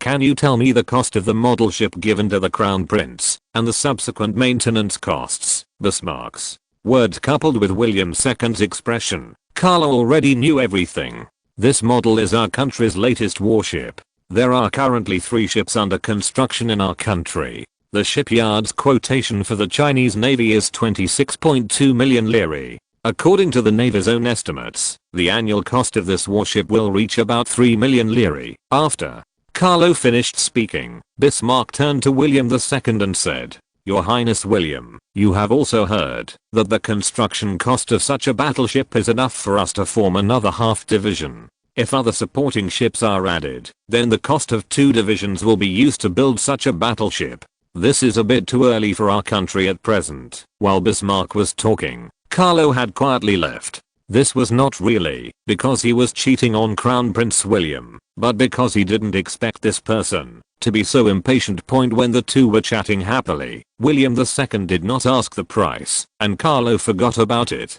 He did not expect that he would see such a scene. Of course, from this scene, Carlo could predict that the two of them would not be together for long. For two people with strong personalities, it is simply a pipe dream to be able to live in peace, not to mention that their political philosophies are completely opposite. Of course, Carlo kept silent about what he saw. But he didn't expect that, even if he kept quiet, he would be remembered. Chapter 174. Let's talk. "What did you say?" Carlo, who returned to his residence, did not expect to encounter such news while waiting for the enthronement ceremony of the new German emperor facing his own king, who suddenly stood up with an incredulous expression on his face. Foreign Minister Bacona, who served as a deputy for this delegation, felt a little ashamed. Because the news he brought this time was that the Germans wanted to re-sign a treaty of friendship and trade between the two countries with Italy. The reason is that when it was signed, Germany did not take into account Italy's extra colonies. In addition, the Germans hoped that the ports of Italian colonies would also give equal treatment to German ships, no matter what type of ship they were. It can be seen from here that the Germans mainly focused on the Lanfang colony in Italy. Regarding this colony in Southeast Asia, the Germans just wanted to say that the Italians were really lucky to be able to take advantage of the loophole between Lanfang and the Netherlands to step in and snatch it away. Looking at its location, the name Spice Islands has been famous since the Age of Discovery. Coupled with the large number of hard-working Chinese people in the area, this land has provided a steady stream of wealth to Italian creators. There are even lower-level military and political officials who claim that Germany should also have a colony worthy of itself in Southeast Asia. Although these people did not say it clearly, they were referring to the Spice Islands in the neighboring Netherlands. Of course, in addition to the rich local products, its location is also valued by Germany. Because this is the last stop from Europe to the Far East, it is also a very important dumping ground for Germany. Since the Franco-Prussian War, the Qing dynasty has been a fan of Germany. Machines and weapons from Germany have been continuously shipped from Hamburg to the Far East. Due to time constraints and trade reasons, Germany could not divide a colony from the Qing dynasty. Especially after the Sino-French War, it was even more difficult to get colonies from them, which made the Germans lack the presence to show their strength in the region. In the final analysis, it still lacks military power and the means to deter others. In the past, this was a solution because the German navy was too weak and could not radiate here at all. But now that Italy has captured Lanfang, this situation has changed. Especially this time, when Italy wants to buy German patents and technology, the German government thinks it is time. Of course, the Germans selectively forgot the many prices Italy paid to capture Lanfang. They only saw the thief eating meat, not being beaten. Of course, the Germans also know that it is impossible to get Italy to agree to their conditions without paying a huge price. Haven't you seen how precious countries are to their colonies now? Don't even think about it without providing huge benefits. Even if God himself talks about it. Prime Minister Bismarck, as an excellent statesman, would certainly not do such an unwise thing. This time, in order to get Italy to agree, he used tariffs to make a fuss. He also knew that Italy's impact on the market for German industrial products made it difficult for its factories to survive. Therefore, this time it is planned to increase the tariff between the two countries from 18% to 20%. In addition, the German government can also come forward to promote negotiations between Italy and various companies. Of course, these are only preliminary conditions. If the Italians feel that they are still at a disadvantage, they can sit down and talk slowly.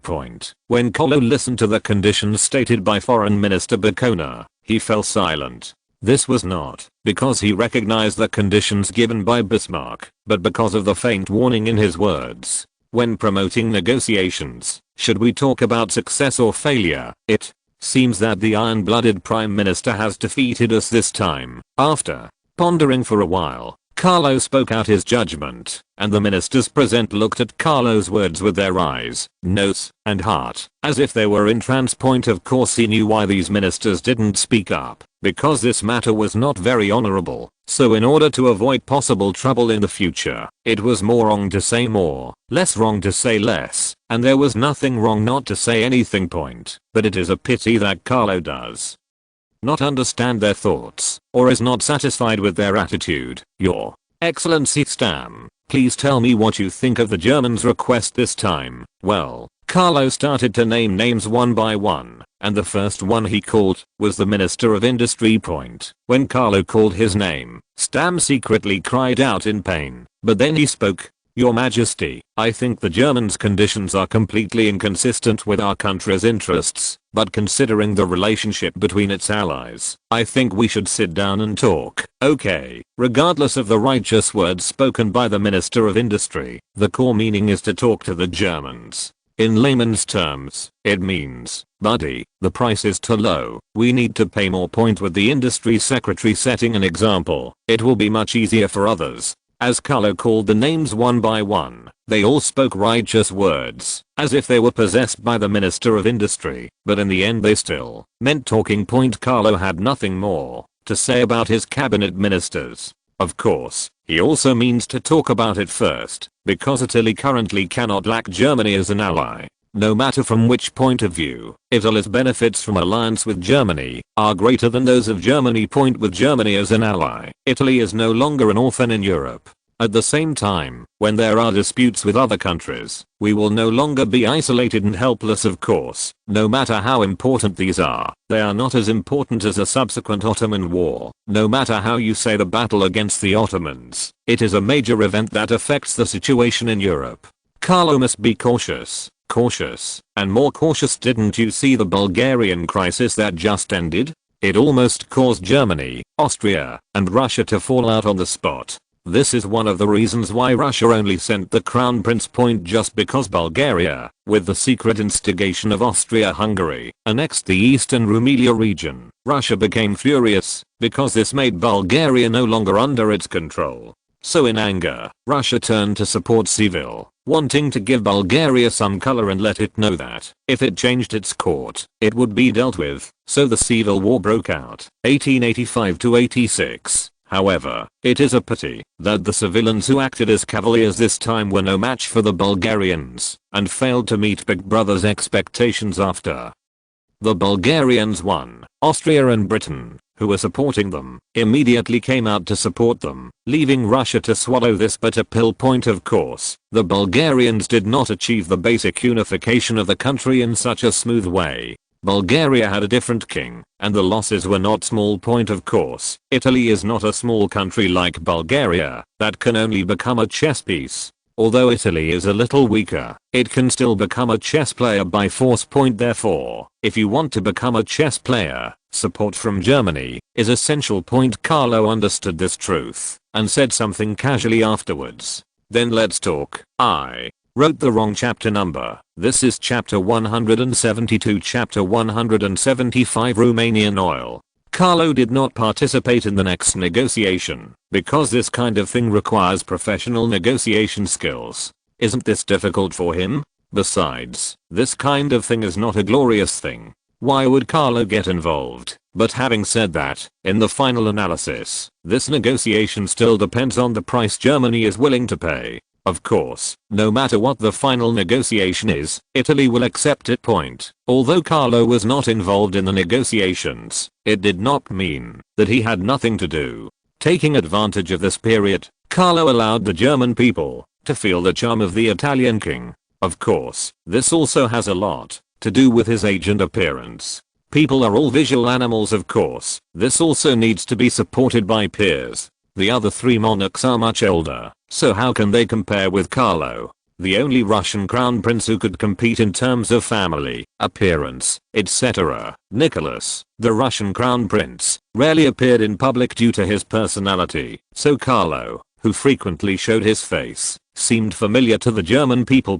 Just being familiar with the German people is not enough. People are forgetful. However, with Carlo's current financial situation, he can't make any meaningful moves. Of course, it is not possible to do nothing. For example, it is still possible to establish homeless shelters and orphanages. Carlo has done this kind of thing, where he can show off himself for a small amount of money. In addition to communicating with the German people, Carlo was also more interested in another thing, which was his meeting with the Romanian monarch Carol. Although they are from the same Hohenzollern family, the Romanian monarch is from the Swabian line, which is far away from the Franconian line that currently serves as the Kaiser. Although they both belong to the Hohenzollern family, they have been separated for nearly 700 years. Faced with the request of the King of Italy to meet, Carol, who had been the monarch of Romania for more than 20 years, was also very willing. As the second largest grain exporter in Europe, Romania purchases the most grain from Italy. In addition, the two countries have close ties in terms of ethnicity, culture and other aspects. Of course, as the saying goes, all the powerful countries in Europe are claiming that they are the heirs of the Roman Empire. But who would have thought that the Romanians are actually the remnant of the Roman Empire? This place was the last to conquer but the first to give up. The descendants of the legions who stayed there are the Romans with the purest blood. Of course, the topic of who can represent Rome may be controversial in later generations, but now, it is all about strength. So this has nothing to do with Romanians, even if they are really of the purest blood. It's true that even other countries, including Italians, are not qualified to claim to be the heirs of Rome, based on blood. But this does not stop two countries with similar cultures and languages from becoming friends. Of course it's limited to being friends. Don't think about anything else. Romania, under the threat of Austria-Hungary and Russia, can only try to play its role of harmless to humans and animals. Hello, King Carol. For some reason, Carlo felt a sense of intimacy when he saw the Romanian king. Hello, King Carlo. King Carol, who is nearly 50 years old, has a thick beard, which makes him look very majestic. King Carol, the cultural and economic exchanges between your two countries have brought us closer together. As the King of Italy, I also pay a lot of attention to Romania. When Carlo spoke, King Carol was shocked. Why is the young king paying attention to Romania? If the two countries were not too far apart, he would have thought that Italy had evil intentions towards Romania. But before King Carol could speak, Carol continued. I think Romania currently lacks decent industry. Although your country can develop very well relying on agriculture alone, it is impossible for a country without industry to be strong. Well, the King of Italy is worried about his own country's affairs. Carol doesn't know what to say, so she can only look at it first. Thank you, King Carlo, for your concern for Romania, but industry is not easy to develop. Our country currently lacks the resources to develop industry. I think your country is in the same situation. There are no coal and iron mines in the country, which makes it difficult for industry to develop. Although Carol compared Italy to the poverty of Romania, Carol was not angry, because the other person was telling the truth. It doesn't matter. Please listen to my quibbles. No, listen to my lies. Few. Please listen to what I have to say. In fact, industry is not just coal and iron. Although countries basically start industrialization from the steel industry, this does not mean that industrialization must be based on the steel industry. In our country, we are currently developing the electric power industry, focusing on the electric power industry. This new type of power drives the development of other industries. Carlo's words made Caroline a little moved. Who doesn't want their country to be strong? But sometimes, this does not change according to people's thoughts. When encountering a situation where there are no coal and iron mines in the country and few other minerals, you let it develop industry. So, King Carlo thinks our country can develop like this. Facing Carol's question, Carol nodded and answered, yes, your country can, but it needs to be consistent with your country's actual resources. After hearing what Carlo said, King Carol looked like he was still asking for advice and asked him to continue. Currently Romania actually has a resource that may allow Romania to develop better, and that is oil. Yes, it is Romanian oil that Carlo is interested in. Although Romanian oil has been mined since 1857, until now, Romanian oil mining is still very primitive. It basically uses human and animal power. Not to mention the small amount, just even the refining method is almost the same as the local method. Carlo wants to invest in Romanian oil, expand its production and refining methods, so that Romanian oil can contribute to the electrification of Italy. Because this is the only oil currently available to Italy. As for Baku's oil, it's okay to think about it, but don't think about anything else. What? You said there is oil underground in Libya. Carlo also knows it, but what's the use if it can't be mined? Carol is talking about Romanian oil, and Carol also knows this. However, he had doubts about Carlo's use of oil to expand Romanian industry. Because now is the most critical time for the use of oil. The current role of oil in various countries is mainly to refine kerosene for lighting. With the promotion of electricity, high quality electric lights have defeated gas lights steadily. Unexpectedly, even the oil king Rockefeller had a headache during this period, and several of his refineries were closed. This was the darkest period for the use of petroleum. Although the internal combustion engine had been invented, and its power was pretty good, practical internal combustion engines had not been used on a large scale, only on a small scale. Of course, after 1890, the use of reliable internal combustion engines will allow the use of oil to expand on a large scale. Carlo's thoughts on oil were only remembered after seeing Carol, King of Romania. Anyone who has studied World War I and World War II knows the famous Romanian oil. I wonder how King Carlo plans to use oil to industrialize Romania. It was clear that Carol was moved. As long as your heart moves, Carlo said immediately. I think the use of internal combustion engines will make oil important, so your country's use of oil to start industrialization is a very good path. Of course, if your country is willing, I can invest a sum of money to help Romania expand its use of oil.